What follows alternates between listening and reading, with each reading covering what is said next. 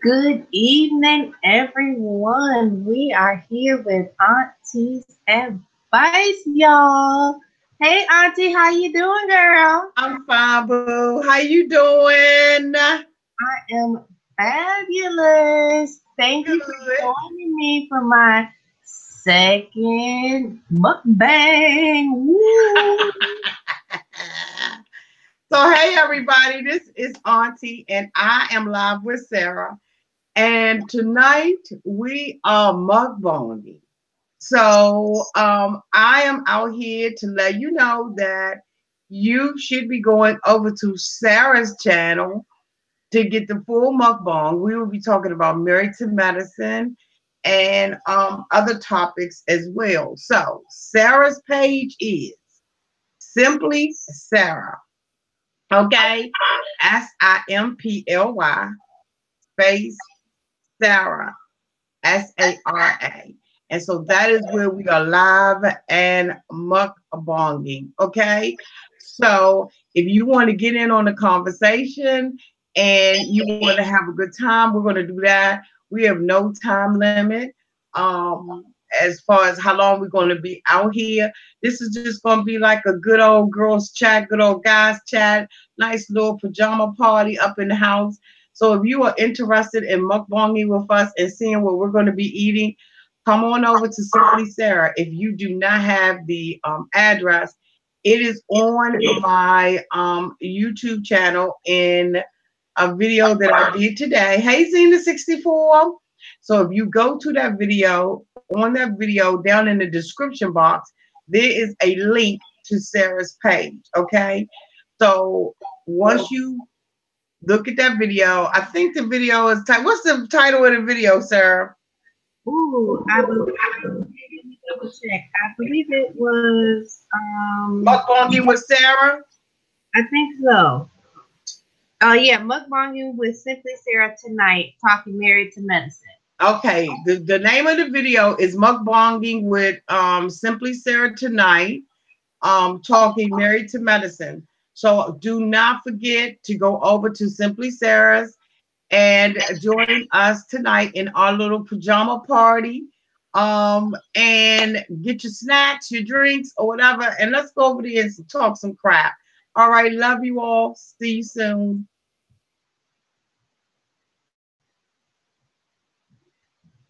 Okay, so how many people do you have in there with you? All right, so far it looks like it's just you and I. Okay. But that's okay. We can get this party started. How So was first? How was your class? Let's start there. How was your class? that Well, woman worked the crap out of us. I mean, that woman worked us like slaves making bricks without straw. Like that was a very intense aerobic class, and I am like exhausted. My muscles are hurting. I was in the daggone thing. I was Charlie horsing and everything. But I'm out here for you. So let's go ahead and make it do what it do. What you eating? okay. So tonight we are doing a Chinese food. So what I decided to get was this beautiful sampler. If I check that out. So it has the ribs, it has egg rolls, it has wontons, crab ragout, and it has pot stickers. Maybe see that. And then I also wanted to try something that I've never had before. So I got, and that sounds good as crackers, okay. I got beef and scallops. It's kind of juicy. So it's got beef and scallops and pea pods, and I'm spilling it everywhere, and that's okay because I got to clean it up. So that's what I got on my end. What about you? Okay, so I got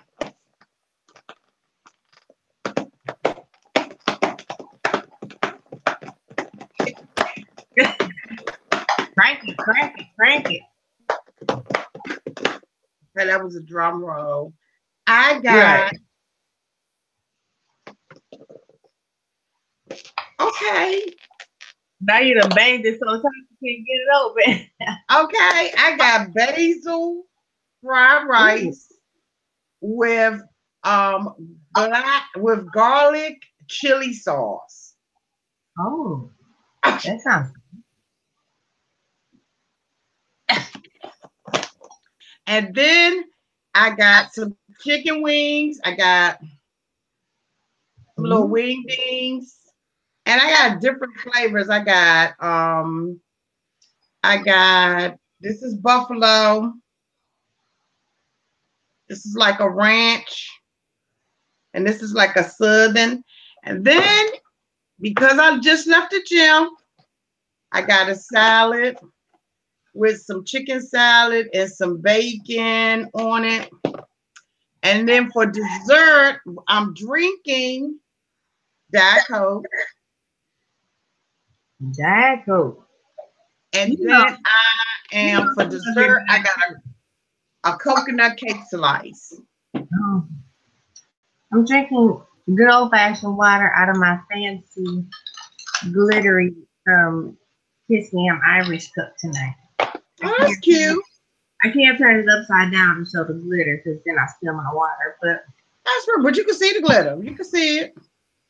But you know what? I forgot my chopsticks. So you talk while I grab my chopsticks. Okay. Hi, everybody. This is Auntie. I have never eaten like this. Oh my God. I have never been on somewhere eating. What you won't do, you do Ooh, for love. yeah. I never like ate like this or did anything like this. This is fun so far. Trying that. Oh my God. I'm not eating like a lady. We are not eating like ladies. Ain't no ladies here tonight. Where the ladies at? Ain't no ladies here tonight. All the single ladies. All the single ladies. Oh, you gotta have your ranch. Gotta have my Ooh. ranch. Ooh, watch this. Watch this. Ooh, here it goes. Uh-huh. Watch that. Ooh. Oh my God, that look good, girl. Damn. What is that? It's beef with scallops. It has pea pods in it and bamboo shoots. I was And like, that's ooh, I something saw you it. never tried before? I've never tried it. And I said I was gonna try something new. It's from a little restaurant around the corner called Zen Chin. And yeah, it's a little local place. No big chain restaurant or nothing. And I was like, oh, I gotta try that. I love scallops. I know you love your seafood. Yes, My indeed. scallops. Oh, Yes, that's so indeed. tender. Oh, y'all, these scallops are so tender. Oh my What goodness. does that taste like? What does that taste like? Look. Here, Auntie, here you go. Get your scallop and pea pie right here. Oh my God. Oh, good. I'm over here cutting my salad up because I gotta cut my salad up like a damn baby because You saw me eating that salad, girl. You better get on it. I'm gonna I eat have to cut my up. See, you like to eat your salad in whole pieces. I can't, your lettuce and stuff. I have to have my lettuce damn near minced before I can put it in my mouth because I'm a lady and I like to have my stuff. For some reason, I like my stuff to be real small when it go into my mouth. I don't like big stuff in my mouth.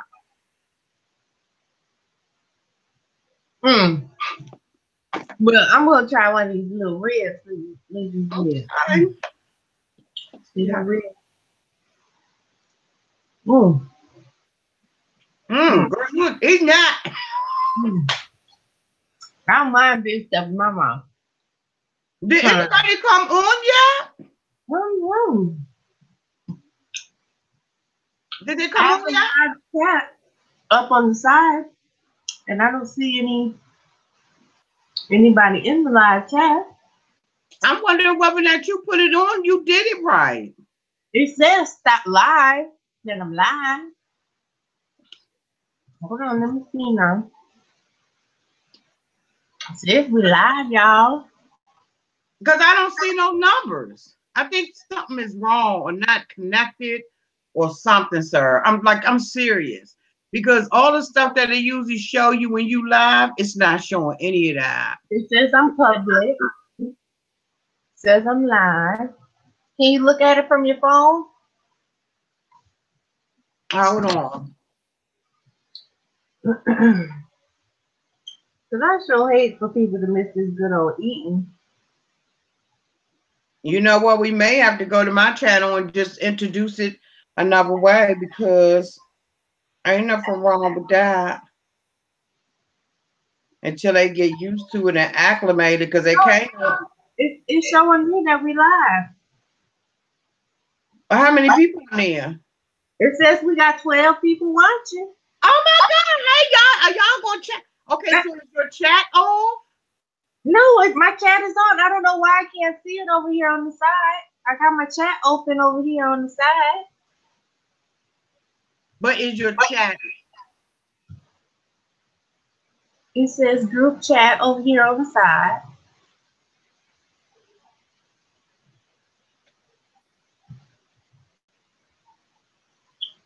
Okay, guys, bear with me now. You know this is my first time now, so bear with me. I'm working on it here. I love y'all to pieces. Oh, I see your comment. Let me go to your channel real quick.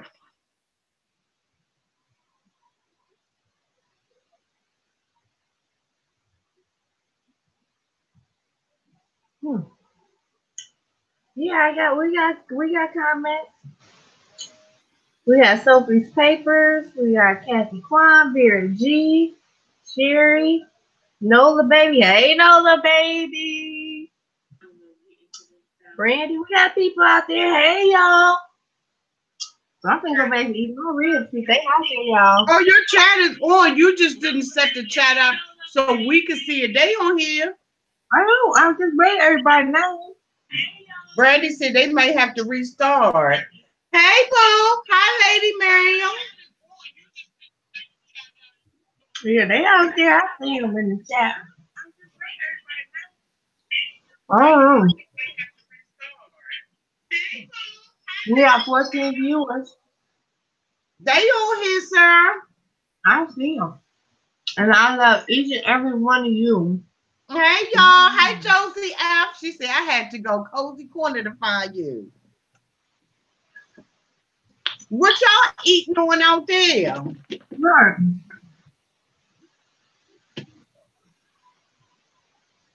Just a little dab of ranch to do me because I'm a big girl, so big girls can't have all that damn ranch. Should have been a vinaigrette balsamic or something like that. Tasha sent me something, said she can't find the link. It's on the video. We're gonna have to help them out. I'm gonna go back and put it in your comments.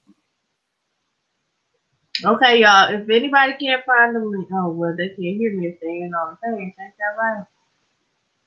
I'm gonna put it in your comments for those that missed it. Oh my God.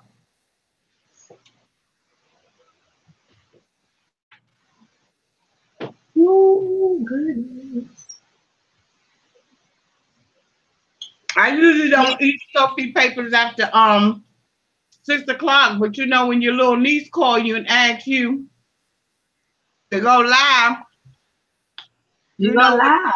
Eat and you go live. So I just have to stay up till midnight. I got a treadmill in here, so I can run on that before I go to bed.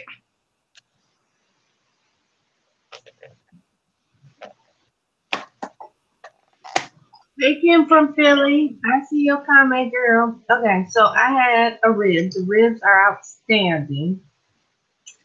Now I'm gonna try one of these egg rolls. I need some sweet and sour sauce though. Here, then they give you this whole bag of condiments. Look at that.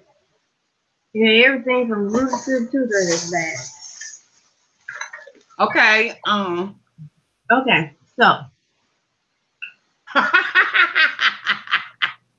what you laughing Yeah, from Philly said she searched for you or simply searched. Some big girl's channel came up. Yeah, that's that other Sarah. That's that other Sarah. We ain't thinking about her. Mm. Josie F said she eating an apple pie from McDonald's. I know somebody said they was eating a frozen pizza. I'm sorry. Up, Lady Miriam said she eat what? Subway BMT. What's a BMT? Mm-hmm. Is that bacon, mayonnaise, and tomatoes? What's a Right. BMT?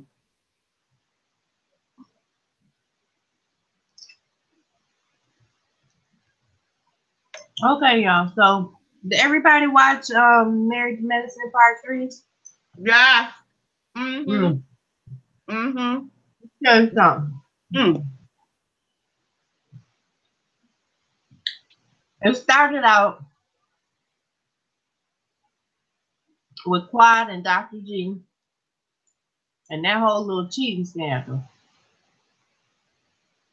Was that or was that not a mess? So you thought you was gonna go to the hotel room with two women, knowing doggone well you on TV and it wasn't gonna come out. Really? Wait a minute, hold on. They is eating some good food. DJ Coco says she eating red snapper for Good Friday. That's good. Lady Miriam said no bacon Italian sub, but I still don't know what the B and the M and the T stand for. Nola baby said she eating some frozen. She said she eating frozen pizza and it's It's nasty. nasty, right? Oh God. Oh, so basically it's without the bacon. I The don't B, know what the B, the M, and the T mean. Do it mean bologna? maybe just mayonnaise. But Brandy said she has some ham and mac and cheese. I actually cooked dinner for the family, so that's sad because they don't get nothing. Oh, I should stop because here come one of them now. I was say I'll get none of this good stuff right here. I tell you what, this daggone, if y'all ever want to try something that's really, really good, get you some of this basil, get you some of this basil fried rice with garlic and chili pepper sauce. It is like this, y'all, right here. Let me show y'all. I don't know if y'all can see it. This is absolutely delicious. It has tomatoes in it. It has spinach in it. And then it has the pork.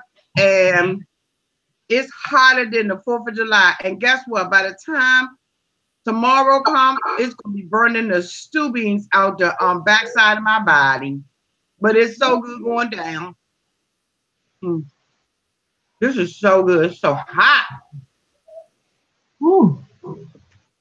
Let me tell you, this beef with scallops is all my life. Mm.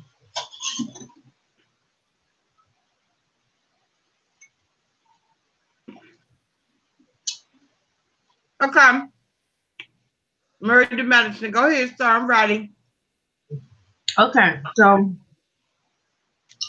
um, yeah, how do you think you're gonna be on TV and not and no, sorry, I'm being Chinese food robbed. One is crab, one is crab and one is cream cheese. Mm. You better feed them children. Feed them children. I cook dinner.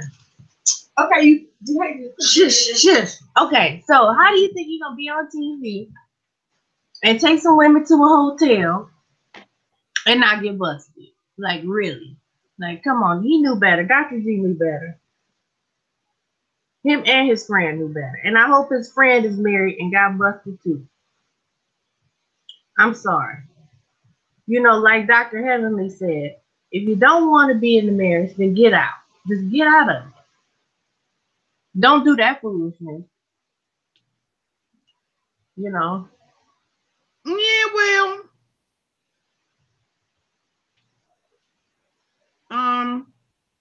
Yeah, well, what? If it wasn't an appetite for married men,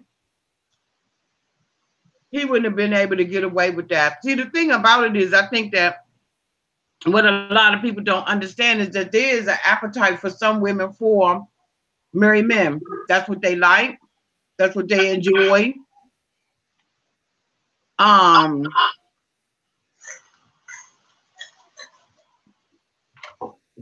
it is what it is. And I think that the thing about it is, I think that a lot of times, and I'm probably speaking something that a lot of people don't understand, but I think a lot of times that women they take their husband for granted.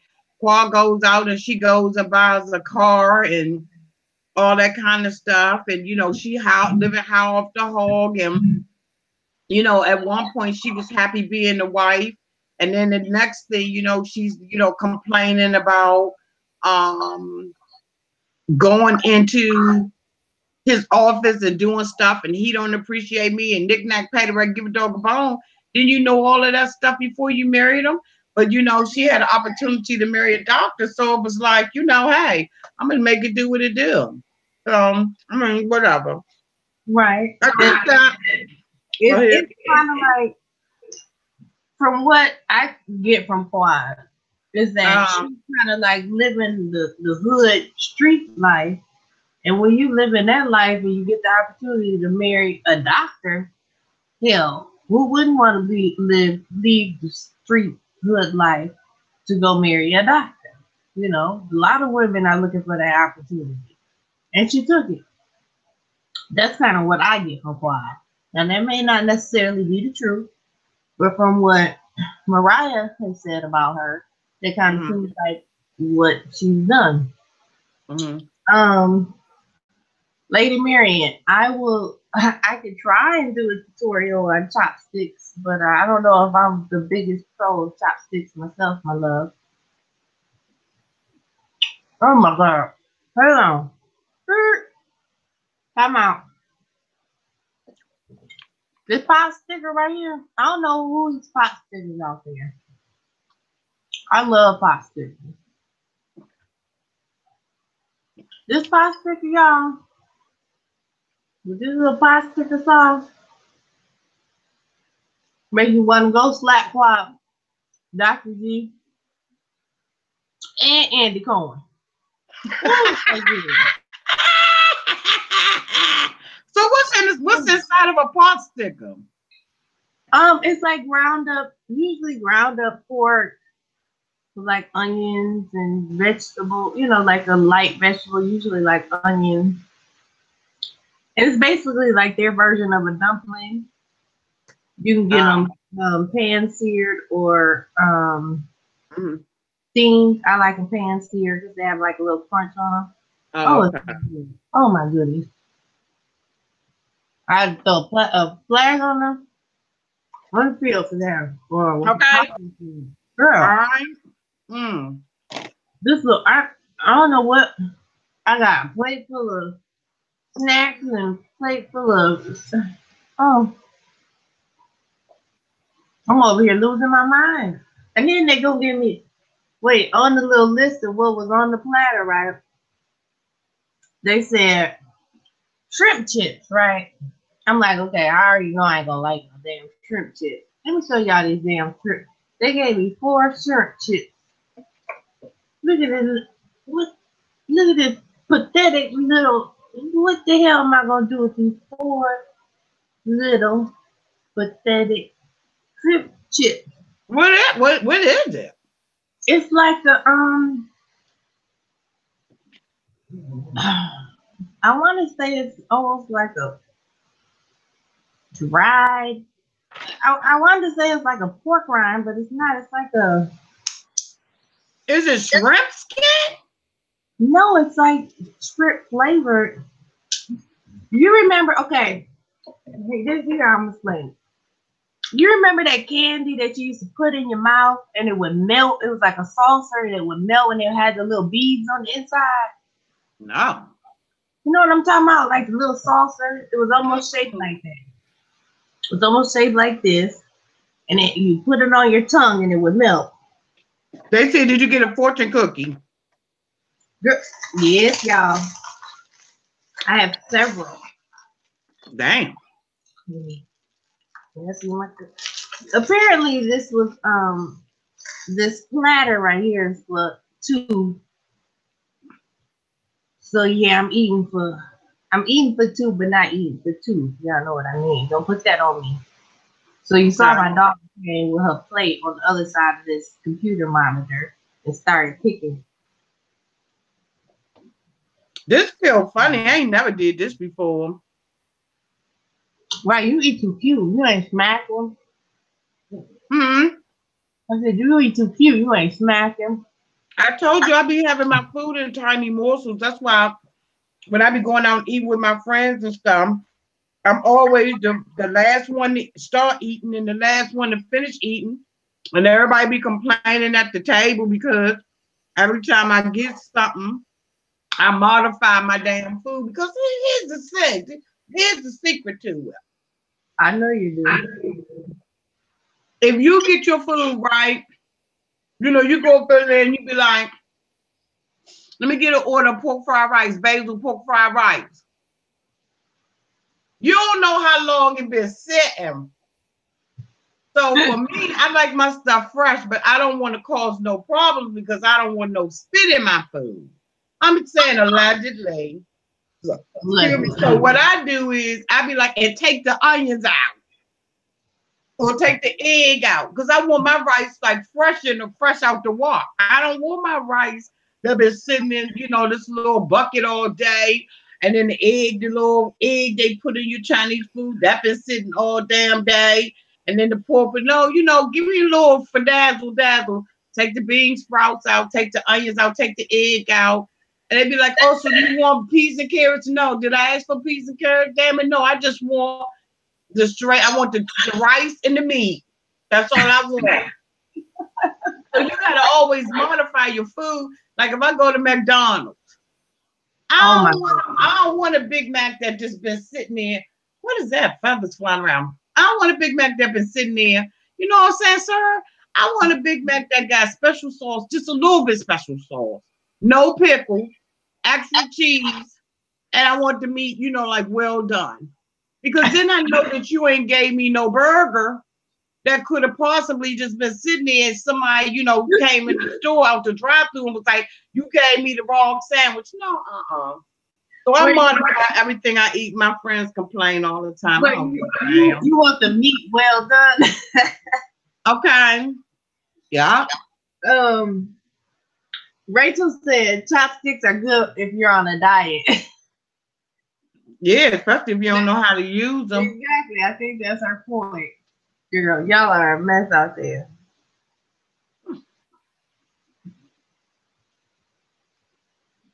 Ooh, if my girl Queen Star's my world. Hey, love. That's one of my boos too. Well, all of you are my boos. All of you are my boos. I love you all. That's one of them girls. Oh, DJ Coco Joe said she uses the no pickle rule. Who? DJ Coco Joe says she uses the no pickle rule. I do too. I take the pickle off. Oh my God! I take the pickle off everything, y'all. Okay, so what else? Married to Medicine. So they also discussed the oh, let me back up a little bit. I don't know, I don't recall, I don't think it was on this episode, but I kind of wanted to talk about it. I found it interesting that Mariah confessed to being cheated on this season. Yeah. That was interesting to me. It wasn't on the reunion, but I just kind of thought that was interesting. As hard as she goes for Aiden all the time and acts like her relationship is just so superior to everybody else's. I just kind of found that interesting that she admitted on not just to the ladies, but just on national TV that her and Aiden had infidelity in their relationship. since we're on the topic of cheating or allegedly cheating or whatever you want to call Do you think once a cheater, always a cheater? it. No, I think that maybe if somebody's going out there and looking for something and their spouse finds out, and then the possibility of them losing their spouse really hits them hard enough, and they realize, hey, this is really the person that I really do want to be with, Mm-hmm. and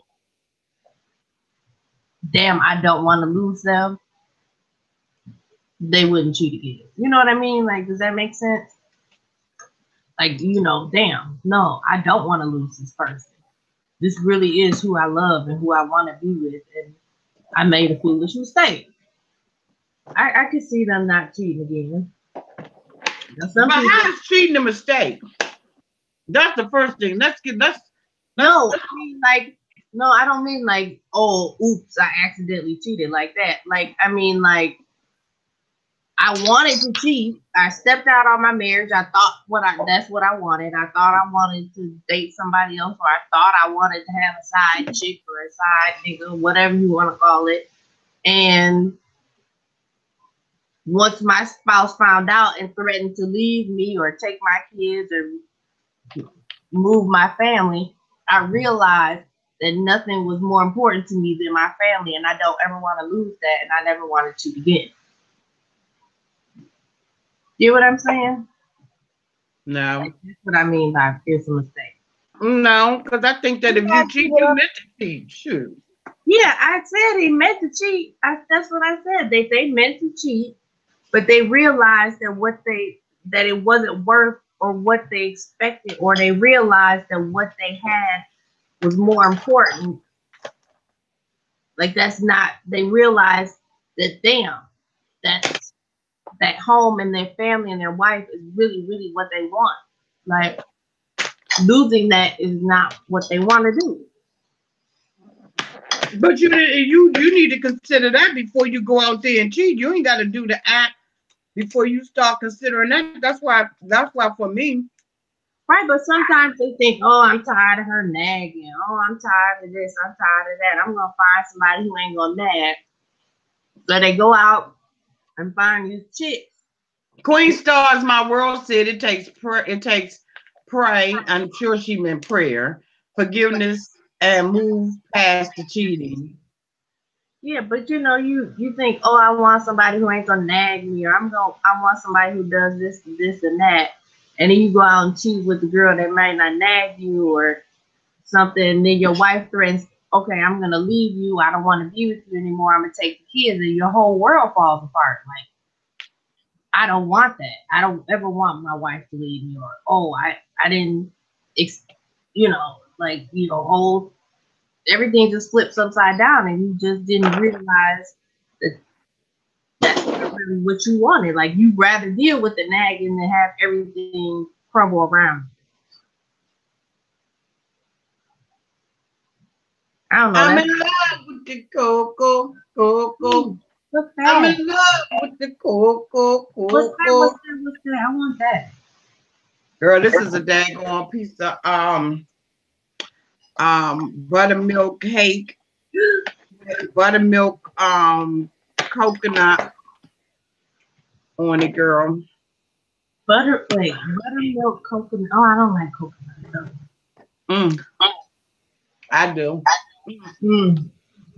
I like the buttermilk part.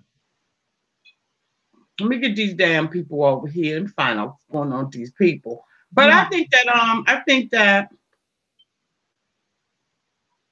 let me see, sir. Let me let them get into some of our conversation and then give them a little thirst for us so they can come over. I think that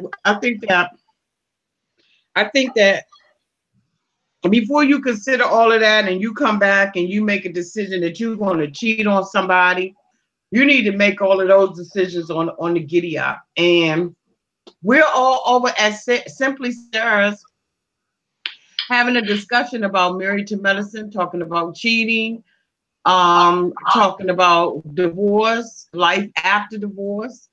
If you all want to join us, we would love to have you over there. Hey, Raphael Hardwick. Hey, boo. I saw your little live feed. You was doing a good job, sweetie. Love you to pieces. Hey, Gracie Mac. Hi, Bookie Boo. You got to email me, okay? Please promise you're going to email me. Can you put I promise in there?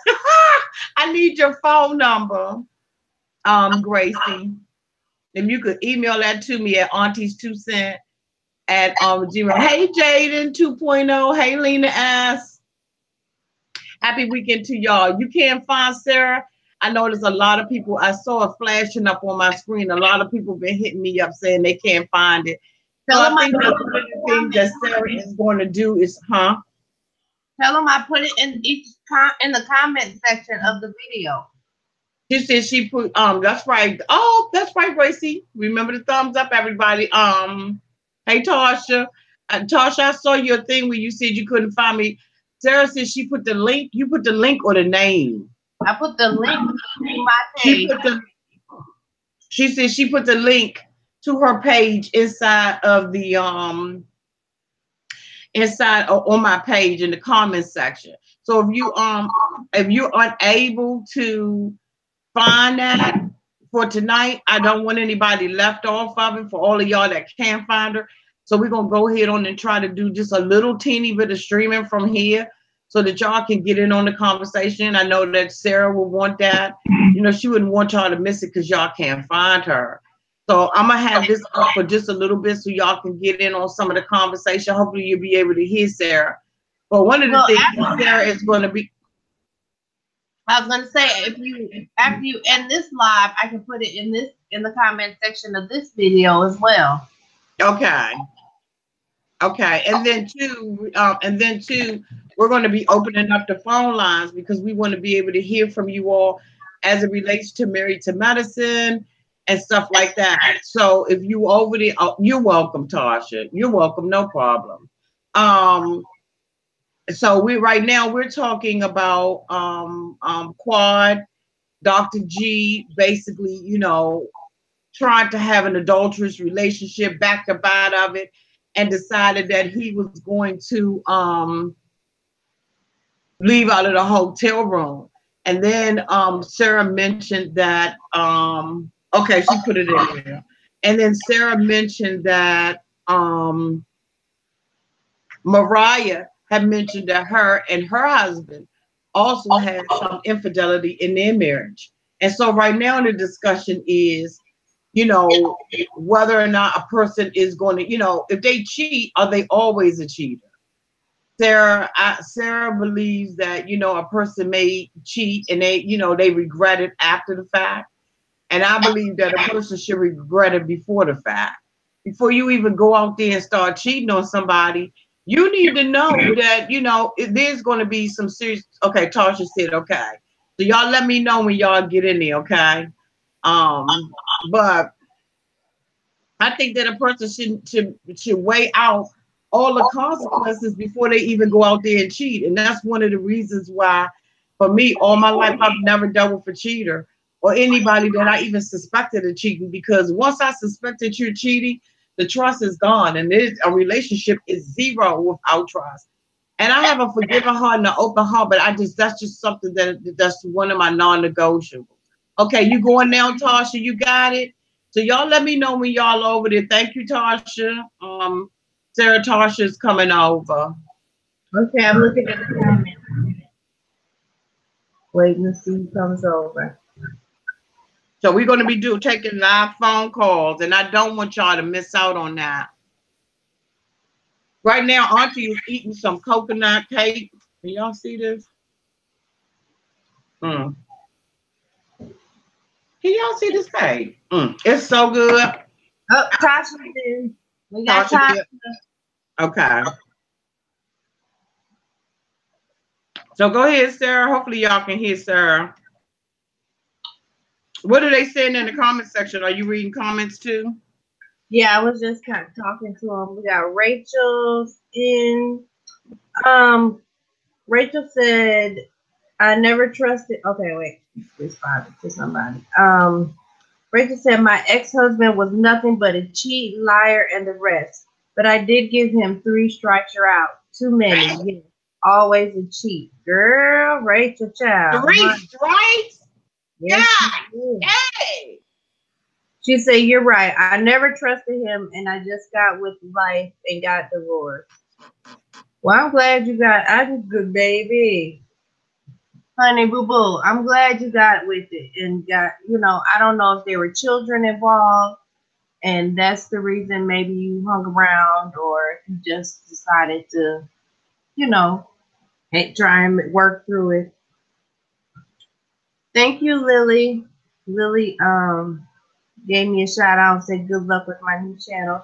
Thank you. You guys make sure to hit that thumbs up, like, comment, subscribe, share, all that good stuff. I appreciate all the love and support from my cousins. Definitely, definitely, definitely hit that thumbs up. But yeah, everybody's situation is different, and maybe some people stay for their kids. Maybe some people stay because they, I don't work and they're housewife or I there's so many reasons that people can stay, and That's true. I don't know. That's true. You're right. You know, I mean, I don't work. Would I tolerate my husband cheating? I don't think I could. I I, I think I had to go live with my mama or something. I was, Why did Back to the Future say I stayed for the D? ooh,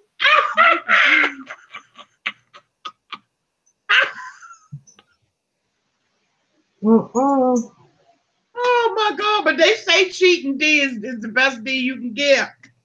Oh, I ain't never heard that one. Oh yeah, I heard that. You know that makeup sex after they done cheated and Oh, you just took them back and you forgave them and everything. You know what I'm saying? And you be like, I forgive you, I forgive you, I forgive you.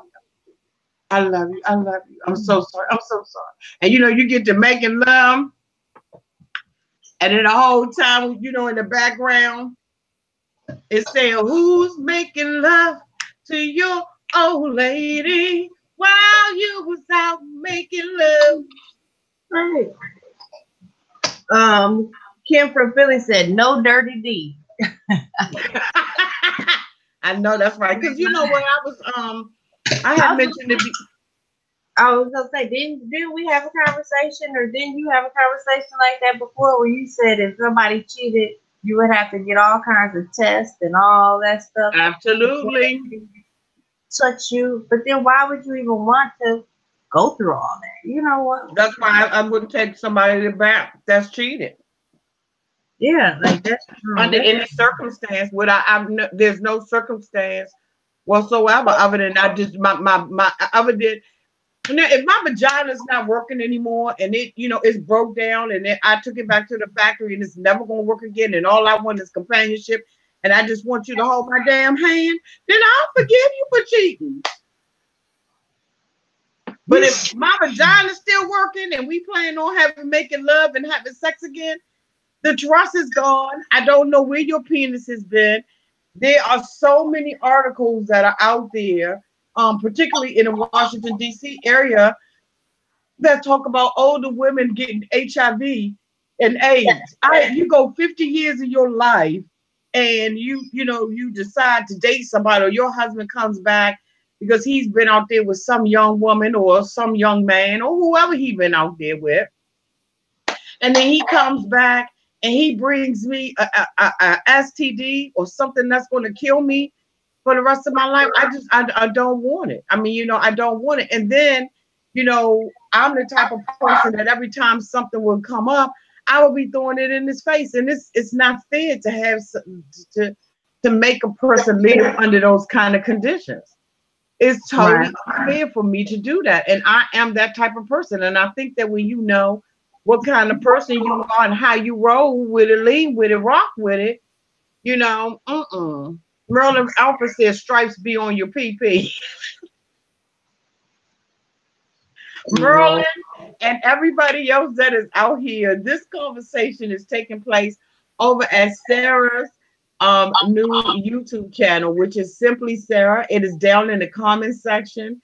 The link is in the comment section. So I'm not gonna be out here with you all that long, but we're gonna be talking about this for quite some time. This is our little slumber party, our co-ed slumber party.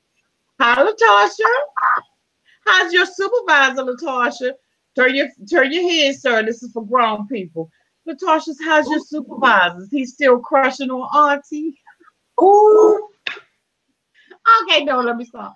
So we're going to be taking live phone calls from you all. What would you say? Hey, Simply Sarah, I'm a sub of you too. So Back to the Future, you get on over there, back over there with Sarah. And I don't be forgot Marilyn. Tell Marilyn. Marilyn, the link is in the Facebook group, so she should be able to find it. Because Marilyn's in the Cozy Cozy Corner, and I put okay. it here, so she should be able to find it. Okay. How many people do you have over there viewing? We have 18 viewers over here. How many? 18. Okay. So I see some of mine reducing, and I think it's reducing because they over there or either they looking. So once it gets down to a low spot, I'll log off. But I am the type of person I would throw your stuff up in your face. And so it ain't no need of cheating on me and trying to get back with me because it ain't gonna happen. That's what Zena said. She agrees with you.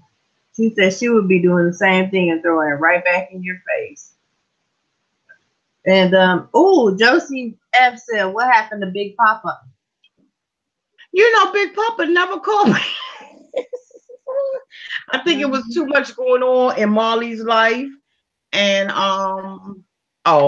thank you, boo. I think it was too much that was going on over in Marley's life with some stuff that was going on that I'm not privy to talk about. Yeah. Yeah. Let's see. Thank you, Xena64. She said we need more viewers over here. Thank you, Xena Boo. But yeah, so let me see. What's her name? The two that got divorced. I want to move to them kind of sort of because what's her name? Why can't Dr. Simone? And the reason I wanted to move to them is because they didn't talk about cheating necessarily, but Cecil talked about this longtime friend, Miss Tammy. Her name was Tammy. Call the bitch by her name. Oh, call the bitch by her name. Okay, Miss Tammy. That he has. So, what do you think about Miss? He says that there's no sexual relationship going on with him and Miss Tammy. And then Miss Tammy confirmed that. Simone confirmed that there was no sexual relationship between the two. Okay, but my question is, do you think if that relationship turns into a sexual relationship, do you think that's where the relationship has just grown into, or do you think that was always in the back of their minds? Who, Tammy and Cecil? Yeah, if that's where I just no. I have a feeling that. I mean, I don't know for certain. It's never come out, but I have a feeling that Tammy is lesbian, and I think that's why Simone was very secure about the woman and her husband not having a sexual relationship and ruled it out. But I think that they used discretion in not disclosing the woman's sexuality. But I believe that the woman was a lesbian, and that's why Simone and Cecil were very confident in saying that there was no sexual relationship between the two of them. That's my thought on it. Now I may not be right, I could be wrong, but that was my feeling about it because they just said it confident. They were very confident about what they said. Yes, Zena, that's what I'm talking about. Brandy said Tammy should have never been at their house for 8 days. Yes. Did you hear Simone when she was talking about that? I was like, what woman other than your grandmother comes or the mother-in-law come stay in your house for some damn 8 days and you live in the same zip code, girl? Bye.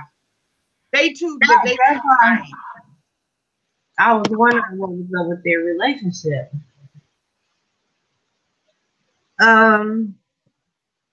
Yes, Zena, some more with Simone Whitmore. Yes, darling. Okay. Hold on, Sarah. So YouTube, I am getting ready to log off of here. I just wanted you all to be introduced to the conversation. Come on over there to Sarah's place so that we can have this conversation. I see some of my numbers going down, so it looks like some of you all are already going over. I appreciate you, and so does Sarah. Love you all. Talk to you later. Bye. What did you say, sir? I said, unfortunately, my numbers are going down, so I don't know where they're going. They better get over here, though. Well, it was 74 people over here. Goodness gracious, dude. Come on, 74. But here, let me go back. I just posted the link again. Okay. I'm not abandoned. I didn't abandon you guys. Hold on. I just had to post the link. Hold on. Coming back to my chat. To my loves. Xena64 said that she worked with Simone for years.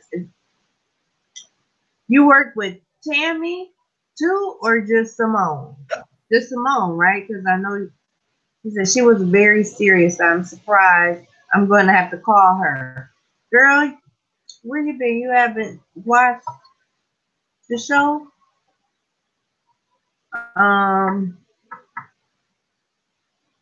Oh, hey, Las Vegas. Mac McCall. Sarah, how many people did you say you had on there? Well, now I'm up to 21. We were down to 18, and now we're up to 21.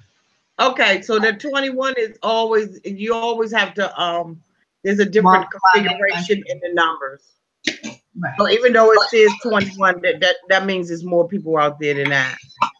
Okay, guys. So look, I did pretty good, y'all. You did. Girl, I've been done. I'm full as a tick. I was over here picking, and I just no more. I just can't do it.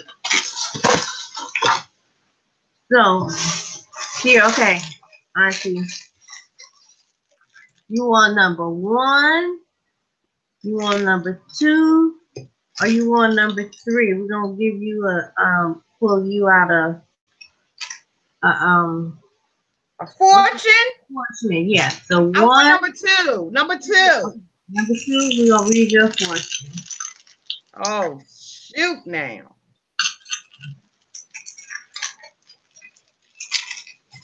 All right, Auntie's fortune is the best way to get credit is to give it away. And that's what I'm doing tonight. And your lucky number. Credit away to my Sarah. Yes, good point. And your lucky numbers are 35, 33, 4, 49, 41, and 6. So you might have to play the weekend numbers. Yeah, send that to me. Text that to me. I'm gonna pick this. Oh Lord, we off to a bad start because we don't even want to open. Okay, let's see.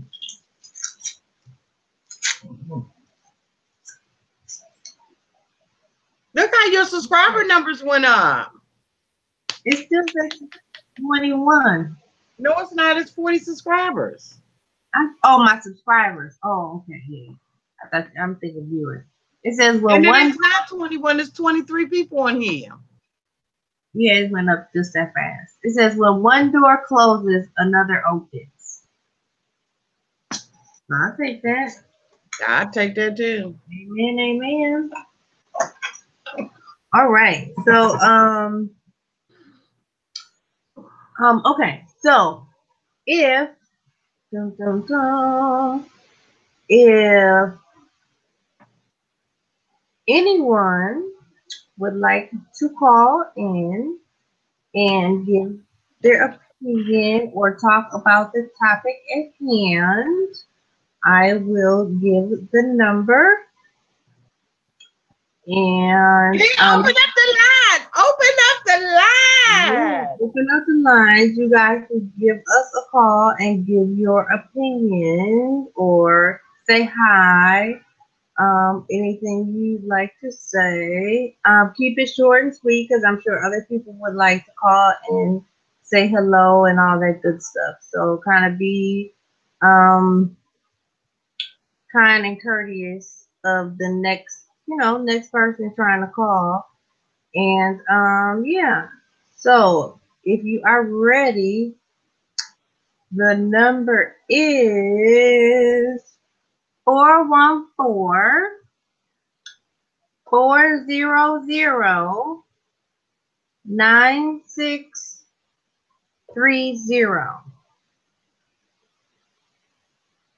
Again, the number is 414 400 9630.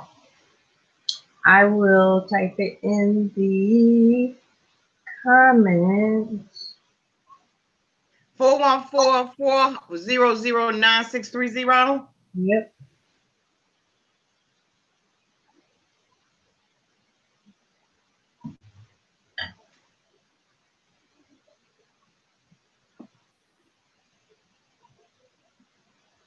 So you guys can give us a call. Thank you, Tasha.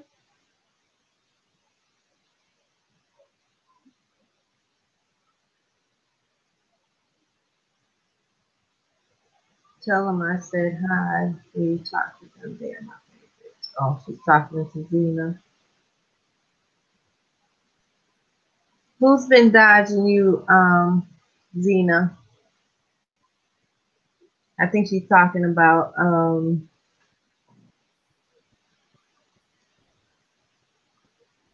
okay, Mac, you over there trying to mac on the ladies. I got my eyes on you, Mr. Mac.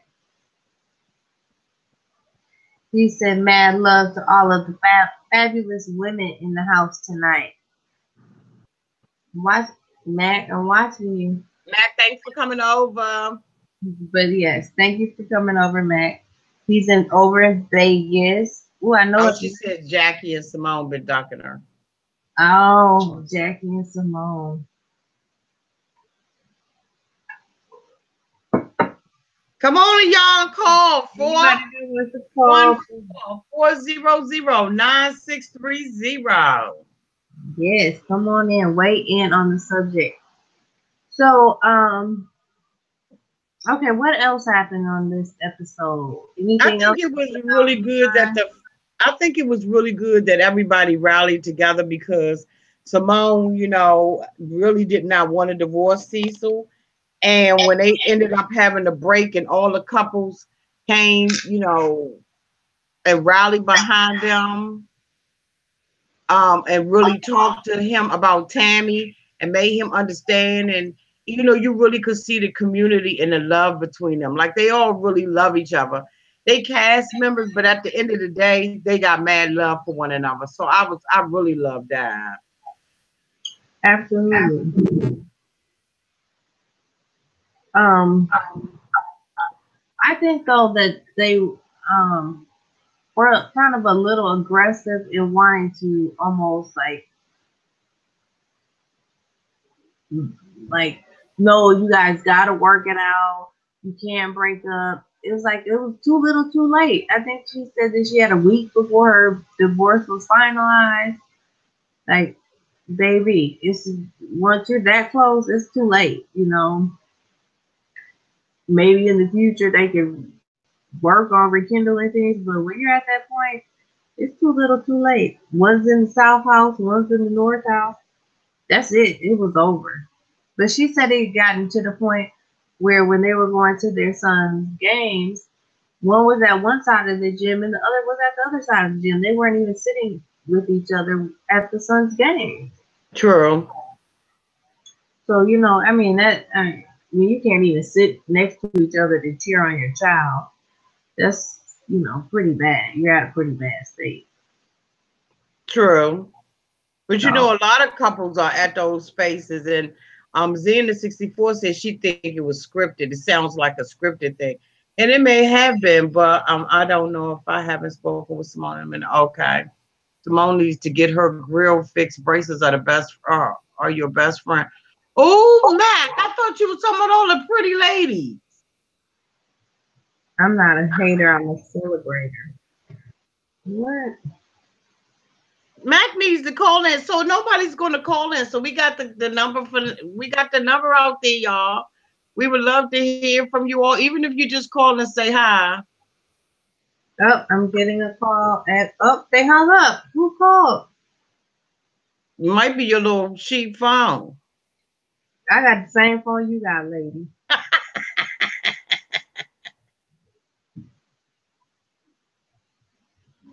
Somebody called and hung up. That's okay. We're calling them back.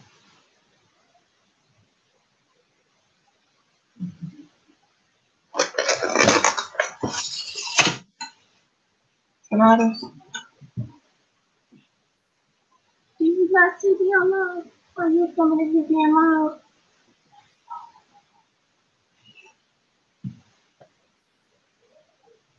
Hello? Hello? Hi, who am I speaking with? I'm Zena 64. How are you? I'm good, Zena64. How are you? Hi, Zena.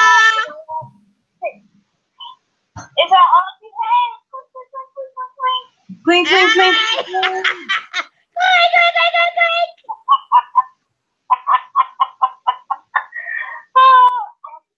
Oh my God! I was watching your first video, and now I want salad. But now that you have Chinese food, now I want Chinese food. I'm gonna eat that. Just the Oh, well, you can do like Auntie and have a salad and Chinese food. Oh my God! Are those like fried wontons? Are those fried wontons that you had in your bag? Yes, I had wonton. Oh my! I had crab ragoon, and wonton. Oh man, it's like the little piece of cream cheese and the little piece of crab or whatever. And Yep. Oh man. I had both of them. And they're crunchy. They're crunchy. Turn my TV down. Hi everybody. I just wanted to call for you. Well, thank It's great. you. It's gonna be fun. Well, thank you. Do you have any thoughts about our topic? Well, about cheating. About cheating, the marriage, divorce, any of that? Yeah, well, as far as I just, someone asked, what are the cousins' divorce of? Is it a relationship, or is it just like a one night stand thing? And I'm saying I just can't. I can't with either of them. I just can't. Because I'll be like, Auntie, I'll be talking about it all the time. She's like, maybe every time, well, you sure about it? You know what I'm saying? Yeah. Like, That's me all the way. I'm telling you. I'd be like, you should have. Yes. Breakfast. Yeah. That's how I was growing up with days every 5 seconds. So for me, I would have to break up with you because it was just I couldn't let it go. God bless you though. You said God bless them though, huh? Yeah, you can do it. God bless you. I know. So I can't. So I'm gonna have to call that person because I don't know. I don't want that show.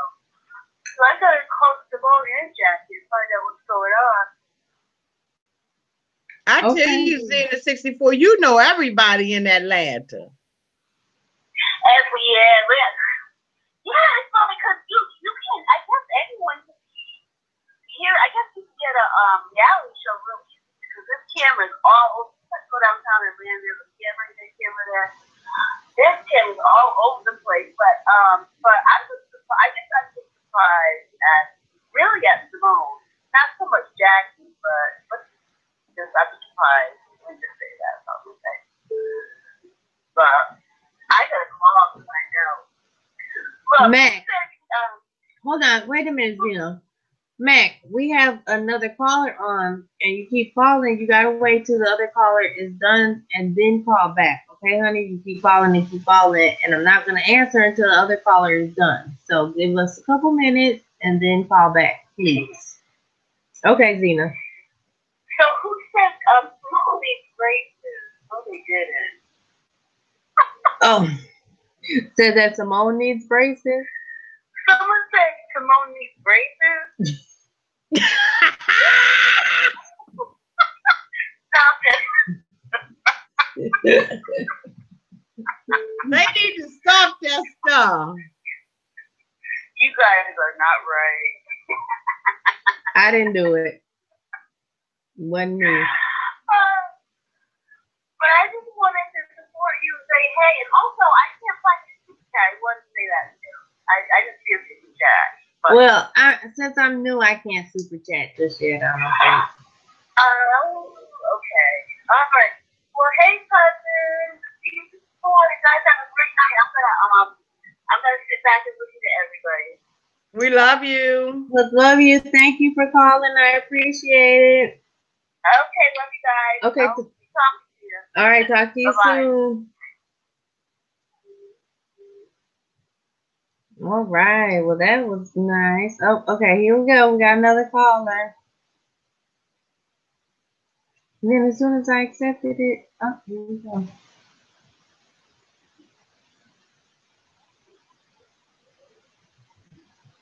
No, come on.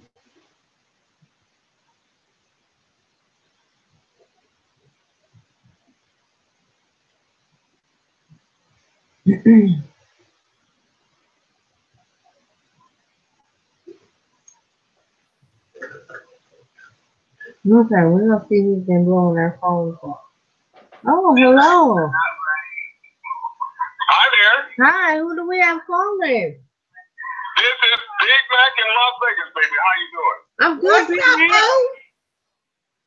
You know, you ladies are simply fabulous. What? I just wanted to compliment both of you on the excellent content that you're putting out. And contrary to popular belief, a lot of guys, watch this stuff. I mean, because of the fact that we're not, into soap operas per se, but this married to medicine situation, and especially the topic that you're talking about tonight, I can give a real insight on that personally, because I used to be a cheater. I was a broadcaster for several years up and down the East Coast in Atlanta, Charleston, Augusta, New York, and on television in WABC in New York. And I done passed the hell out. Wait a minute, what you say? She done fell out the seat. I fell off the damn seat. I mean, I lost my damn mind over here. You said you was a what? A CHEATER? Yeah, a cheat. I think he said a yes, cheat. ma'am. Yes, ma'am. No, not just a cheater. I was an alcohol eating, flea collar wearing, AJC registered, panty sucking, panty sniffing canine. Okay. And I mean, I'll just put it out there because, I thought my crap didn't stink.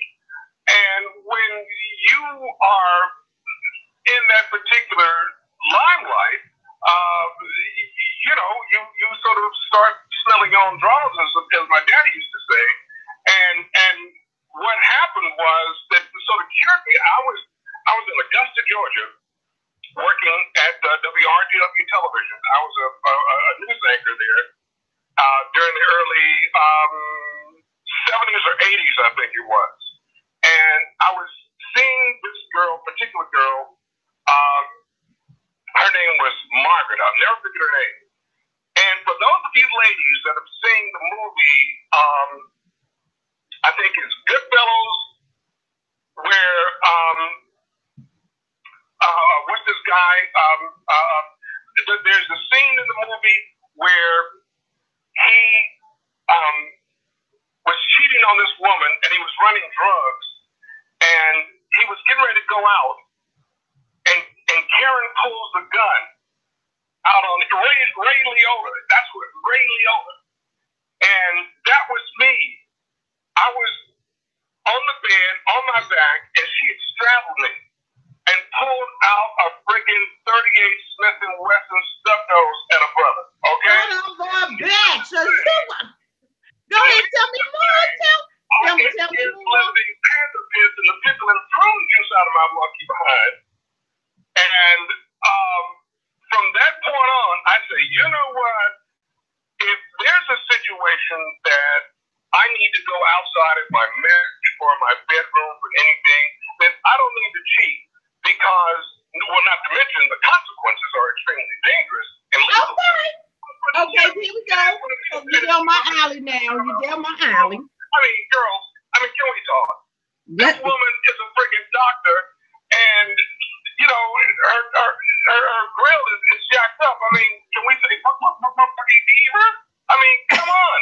Who wants to be able to kiss her? I mean, I can't see Curtis trying to kiss this chick when her mouth is sticking out like a damn picket fence, for God's sake. Oh, shit. Well, I mean, now come on now. These are the views. Wait, hold on. She talks about that. She said she doesn't want to do oral on Curtis. Oh, Lord. I mean, like, really? Okay, hold on.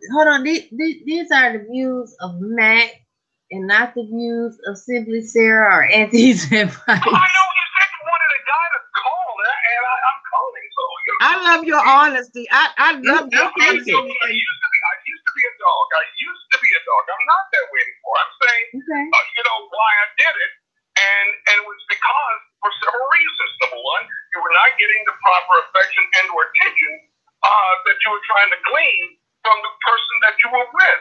And so oftentimes in this society that we've become 21st century slaves because we want purses or Jimmy Choo shoes, or guys want cars, or whatever the case may be. Everybody is trying to do, quote, their own thing or trying to do them, but they're not doing to each other once they become entwined with one another. You have to make quality time for each other. You know what? Let me tell you something, Mac. Let me tell you something. First of all, thank you so much for calling and being a man and telling your story. Second of all, thank you for calling and being an African American man and owning up to your stuff.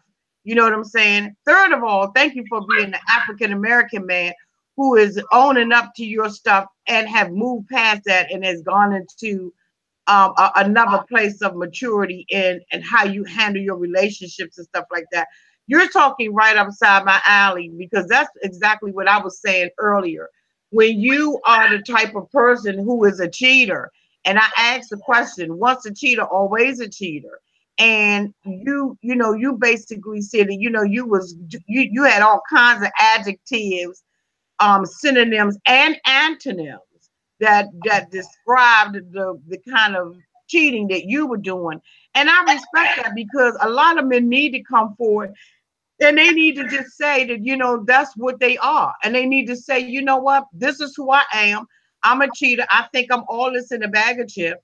And again, as I say all the time, if there was not an appetite of single and married women who date cheaters or who date outside their relationships or date married men, then married men wouldn't do it. Because if there's an appetite for that, you know what I'm saying? If you and not to cut you off, a lot of guys, and I'm really sick and tired of men placing a lot of the blame on women per se for their behavior.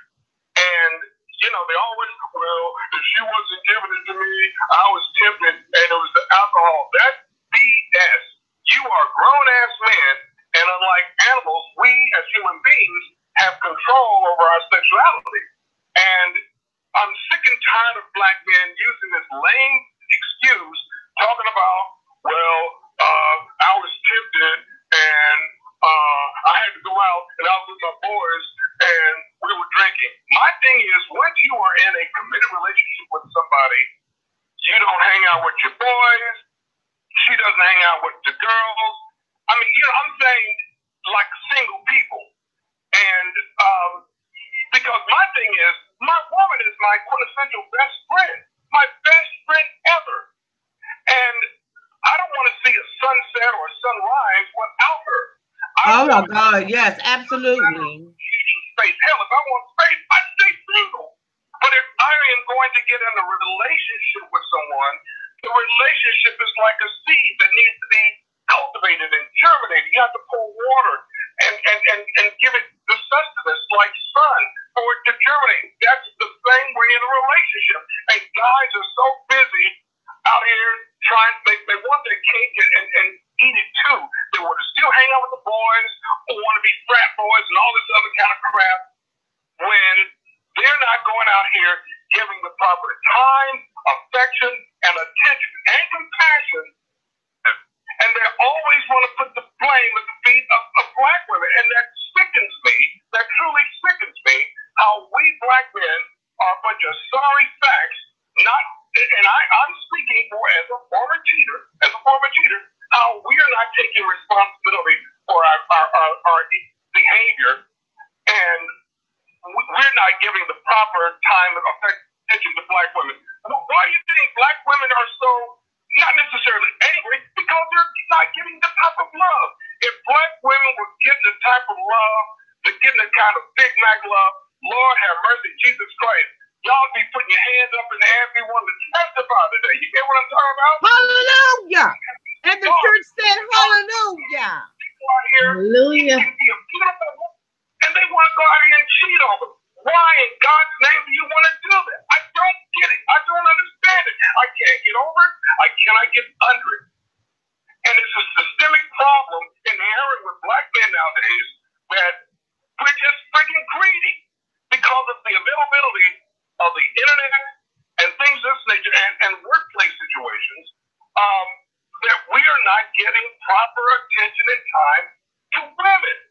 And Lord have mercy, my sisters need love. They need love. They need compassion. They need back rubs without a man asking you to give them one. They need feet rubs and massages without you having to insist upon it. My premise is, if you have to go and ask for something, you know what? Then it's not special. It's not special. It's not special. But let me ask you something, Mac. Are you married now? No, ma'am, I'm not. I am a widow. My wife passed away in 2013 at the age of 49 years old. And I have not been in the dating pool. I'm starting to get out there. And unfortunately, it's been extremely terrifying and petrifying, to say the least. I went on a black website, Black Planet, and oh my Jesus God, it scared the pickle juice out of me with some of the things that were going on as far as the attitude comments a lot of women were making because they were scarred and angry. And I feel that rage. I feel that rage in black women. And I'm saying, hello, they're brothers like myself. I mean, I'm talking about Gerald LeBron-looking brothers, entrepreneur, and good FICO score, great living the life out here in Las Vegas, Nevada. And when I'm trying to be approachable to women, the majority of the women that I have encountered either are with guys that are in prison, they're lesbians, they're church women that are married to their pastors. Oh my God! Oh my God, Mac! They don't have time for a man. And I'm being very real. So once you got married, were you faithful to your wife? Let me tell you something. I romanced this woman until the day she died. I was the kind of brother that was so into my woman that when I ran her bath water, I had a digital thermometer to find out the exact temperature that she liked. I was the kind of brother that No, would hold on a second. Auntie, she done fell out the chair. She ain't on the screen no more. Auntie. Oh, no. Woo!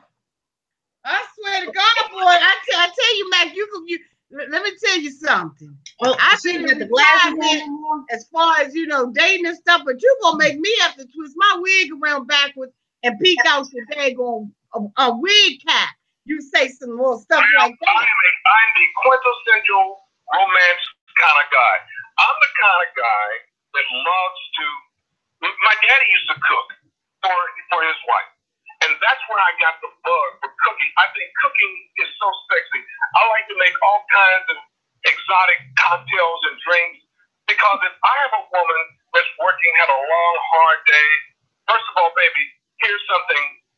Here's a little something to soothe you, to cool, whatever.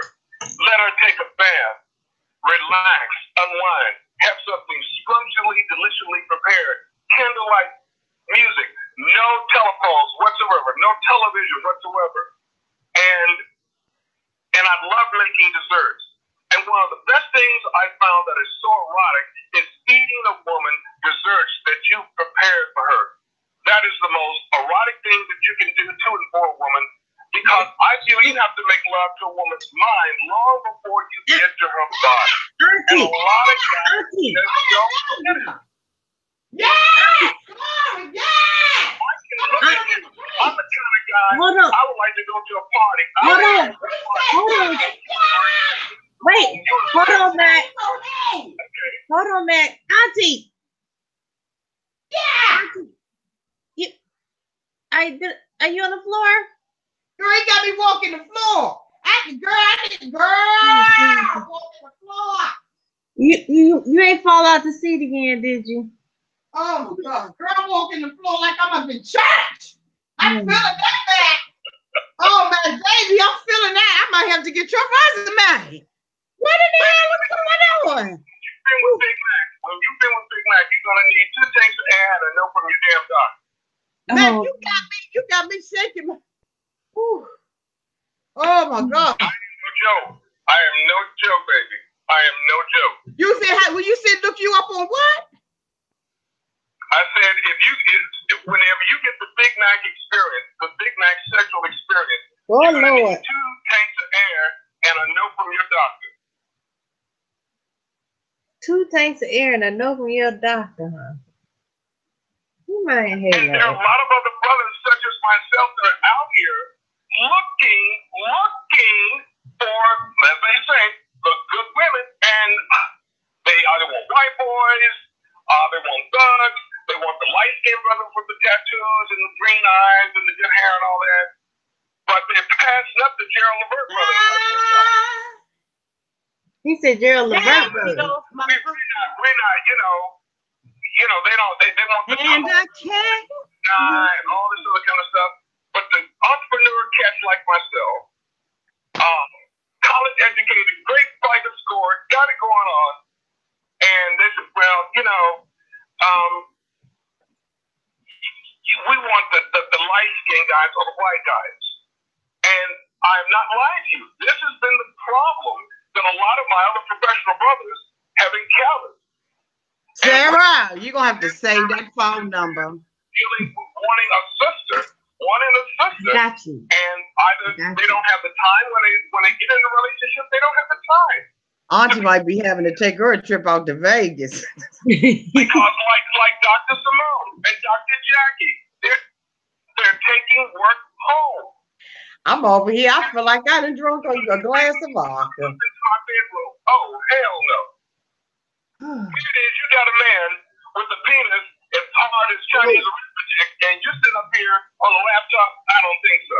Yes, Queen Stars, my world. Yes, Gracie Mac. Okay, I feel it's all up underneath my wig. Let me say this. I don't understand. Let me say this. Never have a dog instead of a man. But let me say this, okay? But Matt, A lot of these good-looking women, if you know, a lot of these good-looking women, they all got dogs. Yeah, right. Mac, Auntie wants to say something. Go ahead, Auntie. Yes. Auntie, you ready? Okay, yeah, I'm trying to get my wig back together. But you know what? You know what?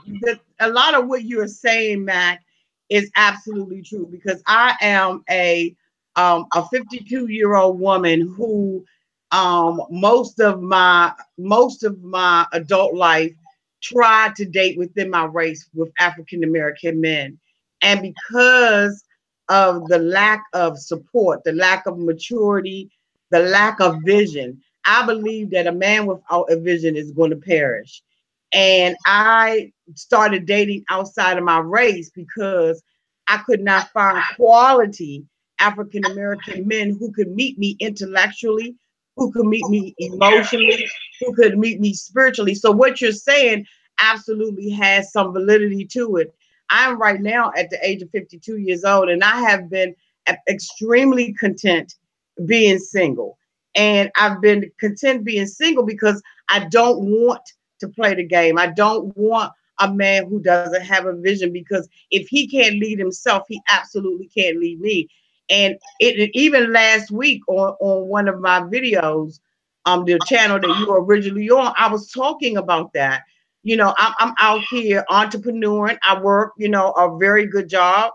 And so my whole life right now is spent on building an empire for myself so that I can leave an inheritance for my daughter. And that has been without a man, not because I don't want companionship, because I say that all the time on my channel. It's not that I don't want companionship, but I have made myself unavailable for all the reasons that you're saying out here. So I really do respect, I appreciate you coming out here, and really just, you know, talking about the issues between black men and black women. And you know, when you see Dr. Simone and you see Toya and you see Mariah and you see Dr. Heavenly and the new Dr. Contessa, you know, the one that has the most mouth that really has not taken this thing seriously is Dr. Heavenly. Dr. Heavenly realizes that this is a TV show and I'm going to bring the drama, but at the end of the day, I love and I honor my husband. And when he sat out there and we began to see his heart doing the reunion episode 2, he came out there and he said, I can't imagine my life without her.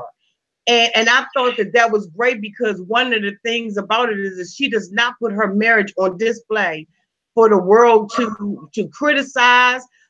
She doesn't compromise her marriage. She calls him daddy because that's the relationship that they have with each other. And you can just see the love and the honor and the mutual respect between Dr. Heavenly and her husband. And I think out of all of them, they have the healthiest marriage out of all of them, without false pretense. They're not doing anything for a like, a click, and a subscribe. They're not doing anything for hits on Bravo. They are really living an authentic, happy married life. I really do believe that. And so what you're saying really does have a lot of validity, because I just, you know, I refuse to date down.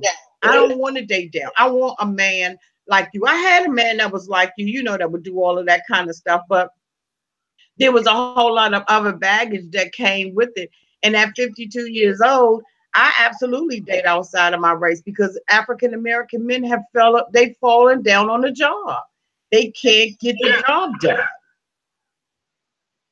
And I can relate when you're talking about spirituality, because when I would make a woman go, woo, woo, woo, woo, woo, there you go. Because that's all the spirituality you need, baby. You know, when a woman goes, woo, woo, woo, woo, there it is. No, I ain't never did that. Now that sounds like Rover. In the world, when you go, oh my God, how can, when you're feeling that type of ecstasy, how the hell can you relinquish that feeling? That is better than any drug on this earth. When you are having that type of relationship with somebody and you're melting bodies and minds and spirits and sexualities with each other and whatever, and you between each other that is not just sex, that is a true spiritual feeling that you have put your body into someone else's soul and vice versa. That's why they call it soulmate for a reason. And when you do that, there's nowhere in hell. You know what? I am slow to anger. And I told my wife, I would never be angry at you. I would never get mad at you. The reason why is because how can you get angry? And that's a strong word, anger. How can you get angry at someone that you love? How can you get angry at someone that you love? You may get a little upset, you may get a little vexed or something, but angry? Angry is a very strong demonic spirit that you're speaking into existence. And when someone, oh, I'm just so angry, I'm just so angry. You should never, ever be married to someone that you've shared your inner sanctuary with sexually. How can you possibly be angry and fall out of love? You don't fall out of love with somebody. You never fall out of love with someone if it's true love. You cannot do it because the sun, moon, stars will rise and fall with that person and evolve and revolve around the other the way it's supposed to be. And there is no way in hell you can fall out of love. There's no way. So let me ask you something. Let me ask you, Matt, let me ask you something. Matt, did you have a father growing up in the home? Ma'am? Did you have a father growing up in your home? Interesting observation. No, ma'am, let me tell you something. And Auntie, you may need tissues on this. And I'm being very serious. You're listening to a young man that was brought into this cold, cruel world by two parents, by two individuals that had unprotected sex. And my mother wanted to try to trap and ensnare my father.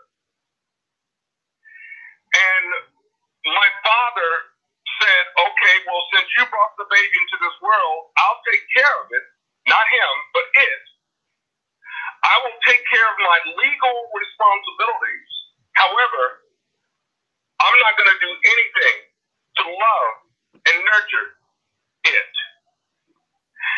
And so my father went on with his life, and my mother was a hater because my father was a successful person, had a great marriage and all this, and she was a busybody, always was interfering in my father's relationship with he and his wife. And you had this innocent child brought into this world that was hated by the mother because every time she saw that little boy, it reminded her of him. And then the father hated the child because it reminded him of her. My father never even told me that he loved me. My father never even held my hand or kissed me. My father never, I'm a retired military officer, I'm a helicopter pilot. And when I got my flight wings, when I graduated from flight school, my grandmother was there to pin my wings on my chest. When I graduated from the University of North Carolina at Chapel Hill, my mother did not come to my graduation. It was my grandmother. And when I was physically abused by my mother, she was a, quote, church woman. And she abused me physically. I mean, I was whipped with an electric cord because she would have these fits of anger and would beat me with an electric cord. I mean, it was almost like Kunta Kinte in Roots. I have welts on my back when my mother physically abused me because she hated and resented the fact that my father would not accept me. And then my father, how ironic it became when he became of age in his older years. I took care of my father, put him in the nursing home, paid for everything. He had other stepchildren, and I was sending checks to him to pay his mortgage and his hospitals and Medicaid and all this. I'm his only flesh and blood on this entire planet. And I'm paying all of his hospital bills and mortgage and sending these checks out every month like a CEO. And when my father died 3 years ago, to my horror, my father told me before he died that he wanted to see me face to face to make his arrangements or, whatever. My father died. And when I found out that my father, I called to, to find out about his property or whatever, they said, well, Mr. McFall, your father did not leave you anything in his will. Your father did not make any preparations for you at all to have any of his personal possessions. And the people, my stepbrothers and sisters that were staying in my father's house, that were taking these checks every month and smiling in my face, knew years that my father had made a will and did not tell me. And what it was my father was given a final salute finger to my mother. He had to hurt me knowing that he was going to die, but that he was going to get the quintessential last final word. See, this is what I told you, about bringing him into my life. I didn't want him in my life. And you're going to have to live with this the rest of your life. And I felt like the Roadrunner and Wile E. Coyote standing over that cliff going down, and I'm thinking, Daddy, why? But because and in spite of all of that, it caused me to be a better man, a better person, a better father to my children. It caused me to sort of reach out and to try to do those things when you have girls, and to be that daddy, that man, that father figure, that strong guy, to hold their hand and braid their hair, that strong guy, that man in their lives. And my only son. And so as a result of all that, the moral that I'm saying is to a lot of women nowadays in the 21st century that are having children out of wedlock, and you see all this drama on television, it's real. And it has long-lasting, devastating consequences when the child grows up. And you're speaking to one of those children, one of those walking wounded children, because of two people decision. And when I see these ladies on Married to Medicine act the way they act, and on the Real Housewives of Atlanta, and I shake my head in total disgust and disbelief, because there are children that are involved in this, and they don't understand the long-term repercussions that it's going to have on the children. And needless to say, that it screwed me up. It screwed me up. And after years of therapy, let alone having to deal with the horrors of the Vietnam War, but then to know that you were brought into this world unloved and unwanted is a horrible feeling. A God knows horrible, horrible feeling that I would wish on nobody. Yet I smile. Yet I smile. I smile. Because when I was out there jumping up and down from woman to woman, because I've been hurt. My first marriage, I got married to a woman. I was in the church, married a church girl. Long story short, she was pregnant by another man and didn't tell me that she was pregnant. And that devastated me. Yet I smile. And after we tried to put a family together, she ran off with the maintenance man with my firstborn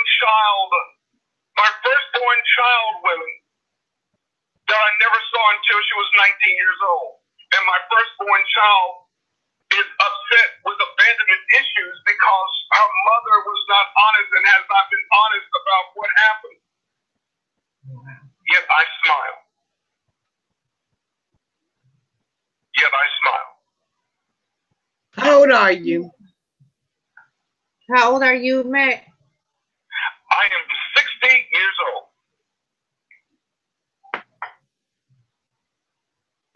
Well, that, well, I mean, I have all kinds of possessions. I've been at the pinnacle of my profession as a broadcaster. Mm-hmm.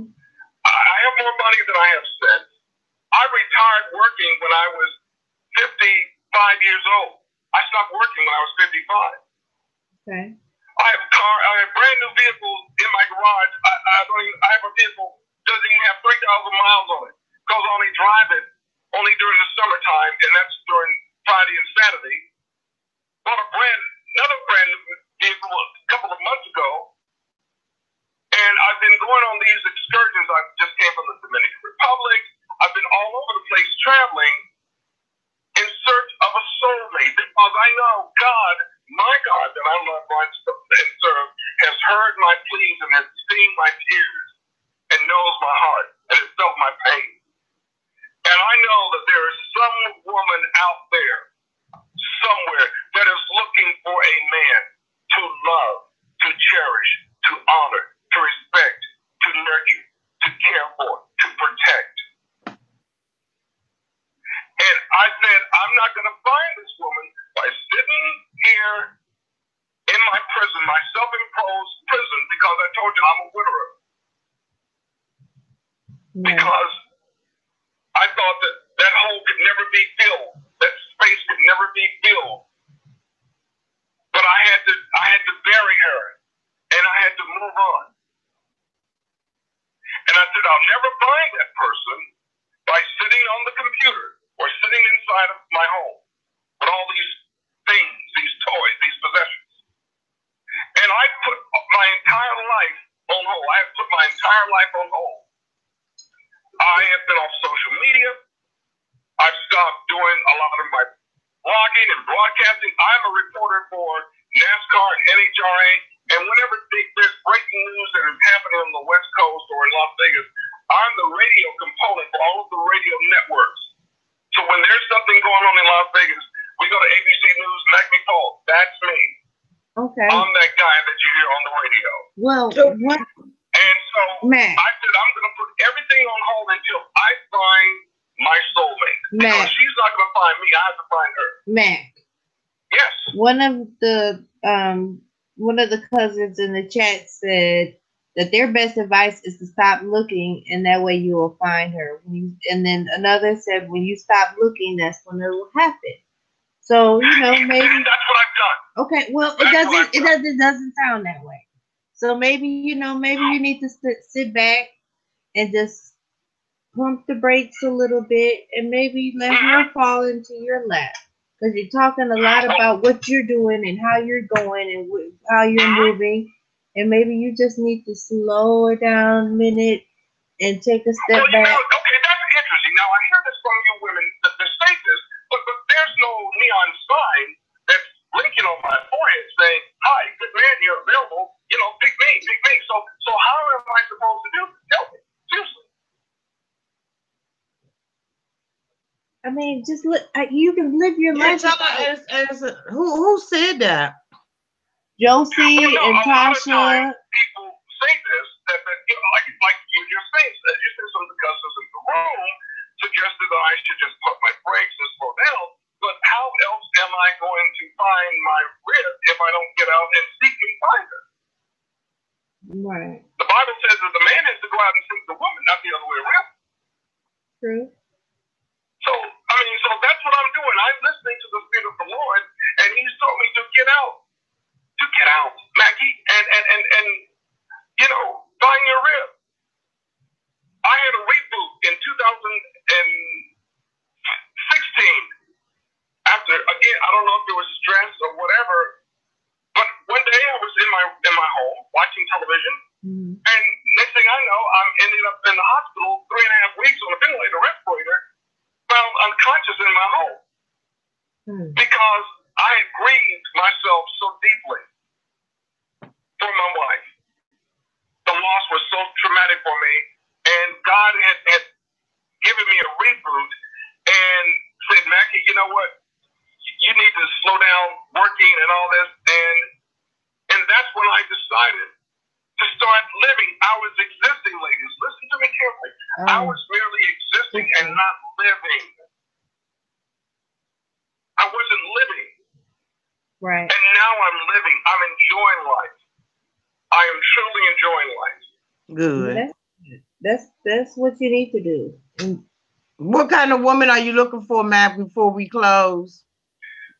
Well, number one, I'm an Aquarian. I'm an Aquarian. And it is important to have somebody, number one, that you're mentally in sync with. I know, but I'm saying, what are you looking for? I don't care about whatever, because I look at it this way. When you come home through that door, you're a woman. And I'm going to throw you up against the wall and throw your hands up in the air. Okay, we don't care about that. We don't care about that part. What age bracket are you looking for? What age bracket are you looking for? Basically, the age for me is anywhere from 30 to 45. Okay, 30 to 45. Is there a nationality? And you said you're 60? I'm sorry? Yeah, he's 60. And he's looking for somebody that's 30 to 45. And you want to know why? Do you want to know why I have that age range? No. Bye. Okay. Is there a certain nationality you're looking for? I'm an equal opportunity lover. Okay. Do you care if they have children? Yes. Yes, you do care if they have children. You raise your children, so you don't want anybody. How you gonna look for somebody at 35? Okay, been there, done that. Do you want to have any more children? I wouldn't mind. Yes. Okay. Are you looking to marry again? God, yeah. Okay. So that is what Mackie is looking for. We will keep you. What should she look for? Let's tell her. What type? Oh yeah, what? I'm a brother from the South. I like women that are voluptuous and are thick. Okay? You like thick ones? Okay. I'm not into thin women at all. No thin women. You like thick girls. No, I can't do it. Equal opportunities. 30 to 45. Are so thin to the point where you turn sideways and you look like a pimple. No, I don't think. All right. So we are gonna keep you in our prayers and all that good stuff, and we appreciate you calling. And ladies, I have enjoyed your conversations, and especially the work, especially Auntie, all the up that you give. They're so insightful and delightful for me to listen to the different types of wigs that you put on and all of this. I love this. And Sarah, I will certainly be post up whenever you have any notifications about any topics that you have, and you have my telephone number. So feel free, if you ever want to talk to a guy to get another guy's perspective, feel free to pick up the phone and give me a call, and I'd be more than happy to. Mac, how long have you been coming to my channel? How long? Mac, how long have you been coming to my channel? It hasn't been that long. It's been about maybe 2 weeks, I think, because I was out there. He was in the DR. Remember, he was in the DR. Okay, well, thank you. We appreciate you. And ladies, it's been a pleasure. It has been a pleasure. All right. Well, you have a great evening. Bye, Matt. God bless you. God love you. You can go in. We want you to stay, but we want you to stay watching. Okay, keep watching. Yes, ma'am. All right. Yes, ma'am. Be blessed. Bye-bye. Bye-bye. Be blessed. Bye-bye. Is there anybody else that would like to call in and weigh in on the situation or talk about Mr. Mac? Who's a Mac? Mr. Mac was doing good for a while, and then after a while, when he gave his age range, I said, "Now what the foolishness is? What the hell is a 30-year-old woman? What do you know about being with a 60-year-old man? That is 3 light years. Yeah, he will be dating a 30-year-old woman In comparison, now let me make sure I'm saying it right. A 30-year-old woman in comparison to dating somebody like Mac at 64 is like having a damn transformer. That woman is at in her 30s. She is not at the age where she is mature enough or has the patience to date a man who is 60 years old, who already has his life visions already together. And now a woman that's between the age of maybe 40 and 60 would probably be a good candidate for him. But to even consider dating a woman that is 30 years old, um, made my eyebrow kind of go all the way the hell up here, because I know me and y'all know y'all as women 30 years old. A 30-year-old woman is only going to want Christian Louboutins. A 30-year-old woman is only going to want a man to bring her up on the come up. And sex is not going to do it, because there is a man that's out there that's younger, stronger, back. You know what I'm saying? So, Mac, if you still out there listening, sweetie, you need to, cut 10 years off of that and start looking at a woman that's between the age of 40 and 60. And why I don't understand why men, and that's why I asked him at the end of it, what do you want? What does she look like? And then he talking about throwing somebody up against the wall. Okay, well, that's where you are right now. But a woman who is mature, and a woman who knows who she is, and a woman who can stand up on her own 2 feet, doesn't need to be thrown up against the wall to know that she is loved and adored. And so, he needed to bring a little bit, just a little bit of that in, and stick with reality. And I know that he hasn't dated anybody in a while, but a lot of it to me just became unrealistic when the age came up. And then he said he wants a woman who is endowed and who's chunky, and most Southern men do want that. But then, like, what is he looking like? What is he bringing to the table? What I'm saying, physically and emotionally. And I know that men are able, some men are able to still get an erection at 60 years old. But can you tolerate a woman who has a high sex drive, or a woman who has a low sex drive? I think that come on, it became unrealistic to me.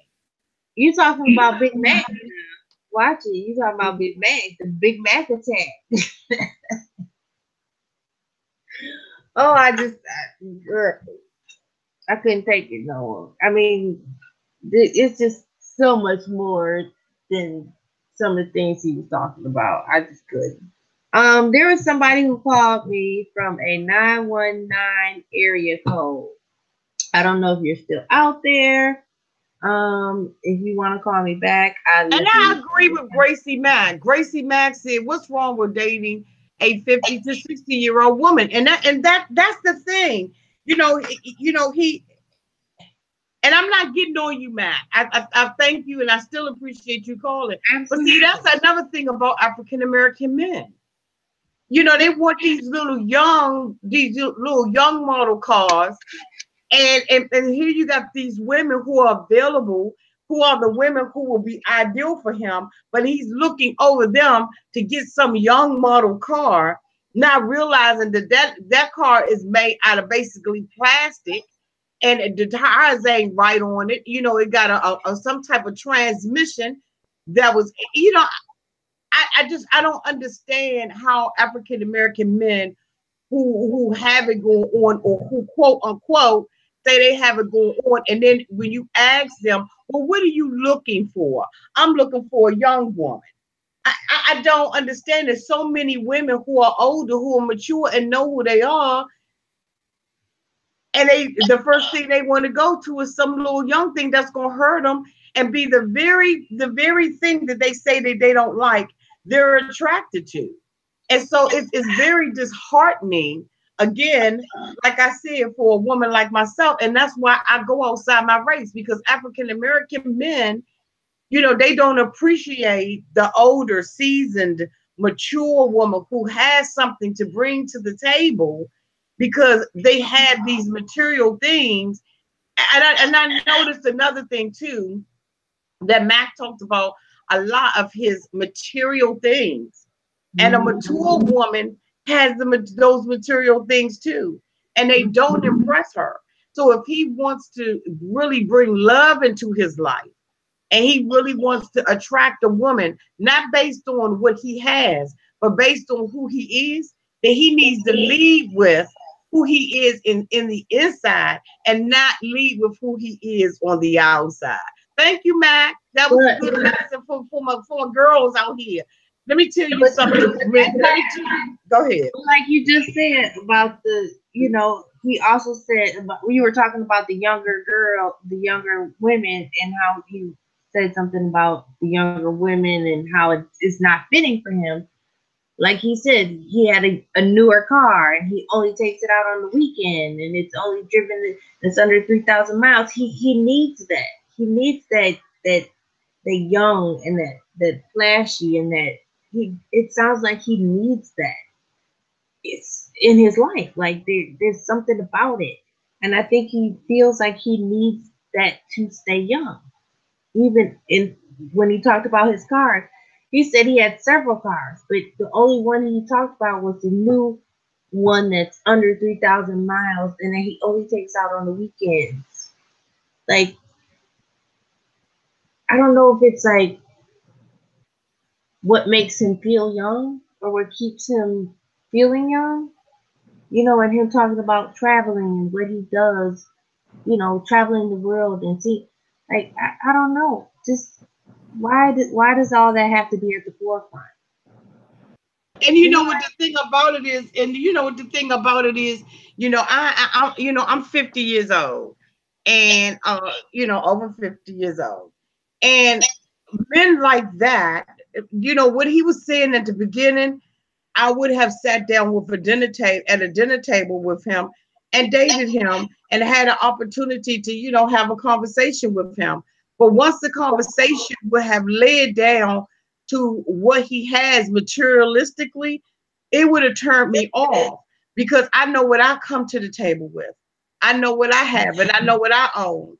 And for me, getting to know somebody is not getting to know your Ferrari, is not getting to know your zip code, is not getting to know how many suits you have in your closet. Now, I would be interested in what it is he does, for a living. But once a man tries to date your auntie, and I'm gonna tell y'all how your auntie is. Once a man, if I find myself attracted to a man, and I'm sitting at the table with him, I want to get to know who he is, and I don't want to know. I don't want to feel like I got a bump chest with that man. And for me, it's a turn off when I feel like I got a bump chest with him. And when I say that, I mean, see whose pockets is thicker and whose pockets are deeper.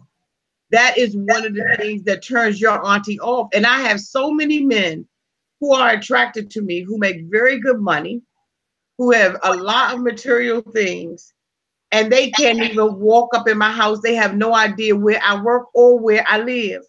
Because again, like I said the other day, I have a 24-hour time slot in which I am absolutely trying to find out who you are on the inside. And then I listened to what he was saying about his mother and about his father. And although he thinks that his story is not common, that is a very common story, not only in the African American community, but in other communities as well. That's very common for children to be born into this world with parents who not only despise their children, but despise themselves. We saw that on the Yana Fix My Life.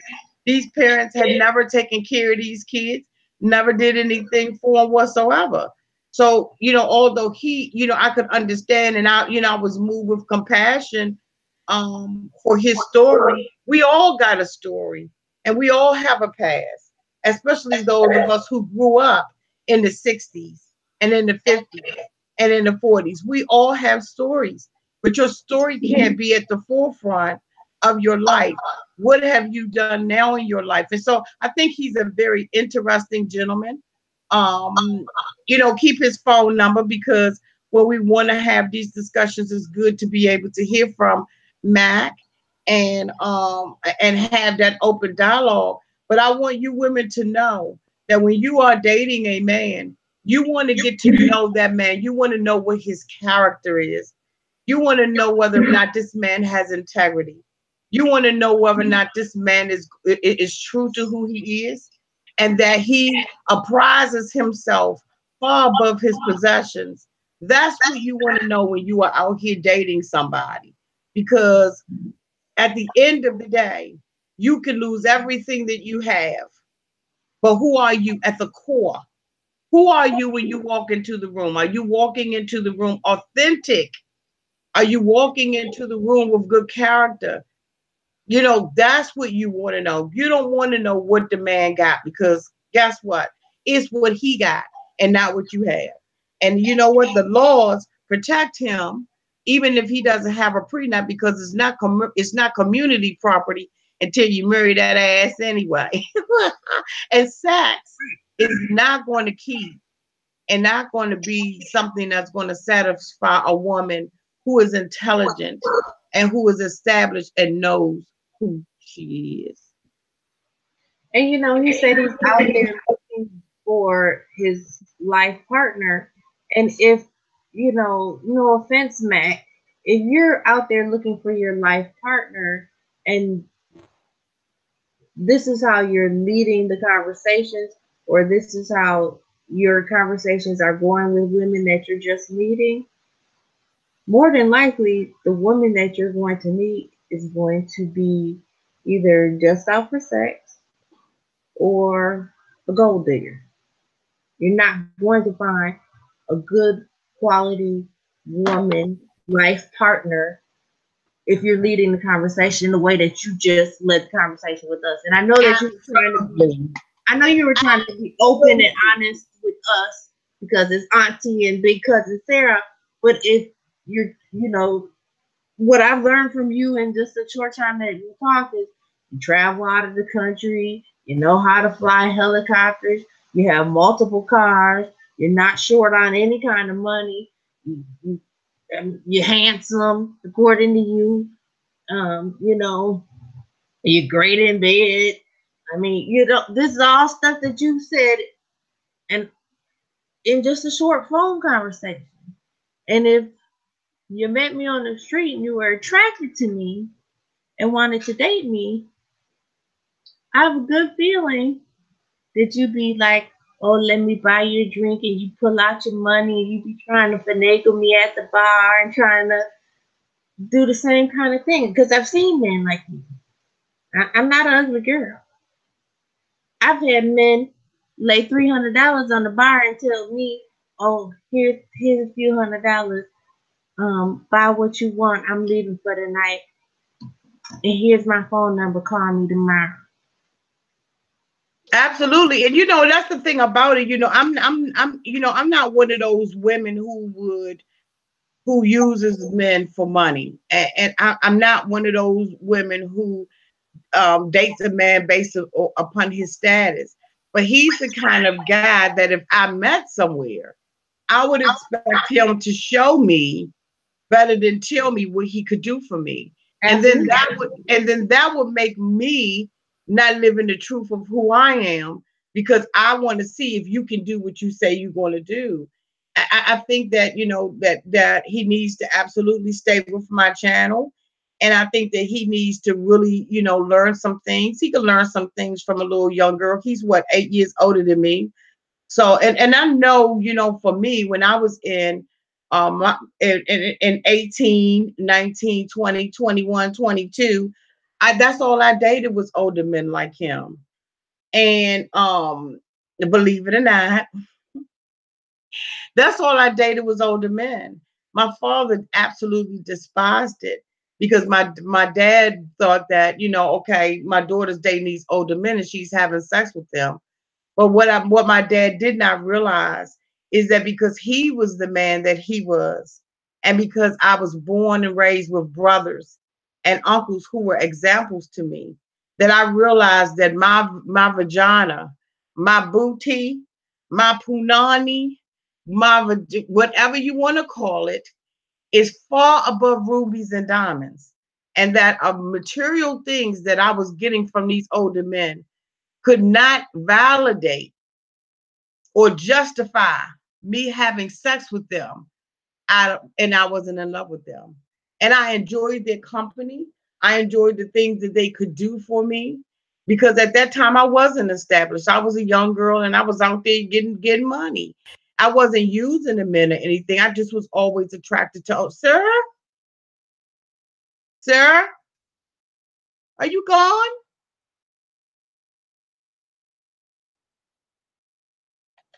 Uh-oh, y'all. Sarah done did something. So, I dated guys who were like him when I was younger. So now that I'm older, that's not something I desire. I don't desire to date somebody for money or material things. And Mac, I really would like to see you lead with your heart. I think that you are an outstanding man. I think that you have a lot to give to a woman. I would love to hook you up with one of my viewers. Because I have a lot of single women who are viewers out here on my show.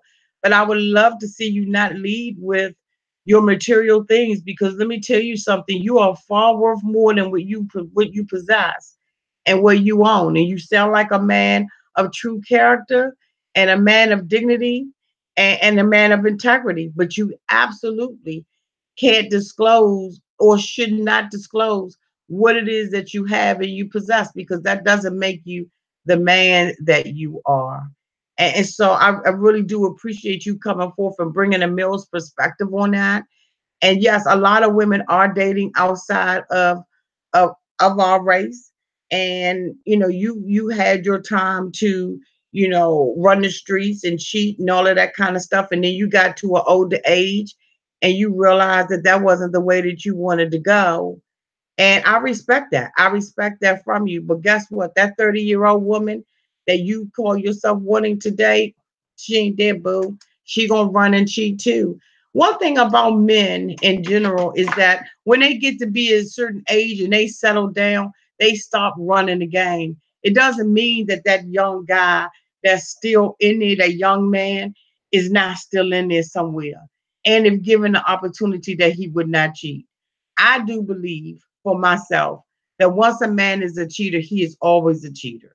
I don't believe that a cheater can be reformed until they get to be his age. A lot of times we look at grandma and granddad. We look at the marriages that our grandmother and grandfather have or older people in our families, and we see them loving each other, going to church, and doing all of those things that they doing all those things that they used to do. And guess what? At the end of the day, when grandma and granddaddy was dating each other when they was younger, they was running the street like I don't know what and doing what they was doing with the whoop whoop and the boo boo boo. Granddaddy ain't always been sitting up there carrying grandma's purse and waiting for grandma to try on the new shoes at the store. Granddaddy was running the streets, and so was grandma. And they was probably arguing, fighting, kicking, biting, and doing a whole lot of stuff. And when they get to be older, and they get to be tired, and the streets done wore them out, and they done wore out the streets. Then we see grandma and granddad with these healthy marriages. Don't be smitten by what you see older people project to you. They got a past too, just like our friend Mac definitely. Okay, what is that? I'm glad Auntie is still there though. I'm getting ready to go off. um but don't believe that granddaddy wasn't running those streets. And as you can see from Mac, what Mac said, he used to run the streets something terrible. He had all kinds of adjectives and pronouns and and antonyms and synonyms about what kind of cheater he was. But you know what? At the end of the day, now he's an older guy and he don't want to play those games. He realizes some things. A lot of men and women come to a reality at a certain age. So don't be, you know, Don't be fooled. So, and that's not to talk about Mac. Mac, that's not a dig at you. I'm just saying, date someone where absolutely Tarsha Smith. She said, yes, healthy love, something I pray for. Absolutely. And I think that he is a good man. I think that he absolutely brought some insight into this conversation. Gracie Mack said, my grandparents been together almost 80 years, but my grandpa had two affairs during those years. She forgave him and they stayed together. Absolutely. Josie F says everybody has baggage. Absolutely, Josie F, including me and Sarah and Mac and everybody else that's out here on this Marty Dottie. And you know what the thing about it, we have to understand that the Bible says that in Titus that the older women is to teach the younger woman. And that's why we need to make sure that we tell our stories. You know, if you've had an abortion in your life, if you've given your child up for adoption, if you was, you know, a hoe and selling your body, you know what I'm saying, for $5.50 or for a chicken nugget dinner, and you have been delivered from that, that is part of your past. And you see a woman that's going down or could possibly be going down that path, it's imperative that we tell our stories. It's imperative that we live in our truth. It's imperative that we let these young women know that they can choose another path and they don't have to choose the path that they're on right now. It's imperative, women, that we learn how to walk into in our deliverance and really tell people the truth about the thing. Because this thing called life doesn't come with instructions. It doesn't always come with guidance. Our parents don't know from the time that we're in we are formed in the womb what our path is going to be and what our purpose is going to be. But when you get older, God will start to connect you to people, and He will start to show those people, put people in your path that are either going to add to your life or subtract. But whatever the purpose is for that person being in your life, they are absolutely a direct guide. Arrow, stop sign, yield sign. People come into your life to do two things: make a deposit or make a withdrawal. And I think that as older women out here on this YT channel, and I know that my responsibility is to tell the truth, nothing but the truth, so help me God, so that I can bring somebody else to a place of healing and a place of deliverance. And even if you don't take my advice, I at least want to provoke you to think differently about your life and about how you approach things in your life. So I'm gonna go ahead on and hang this up so that Sarah could come on back out here. I don't know what happened to her. I hope he finds true love too, but he has to open his mind to dating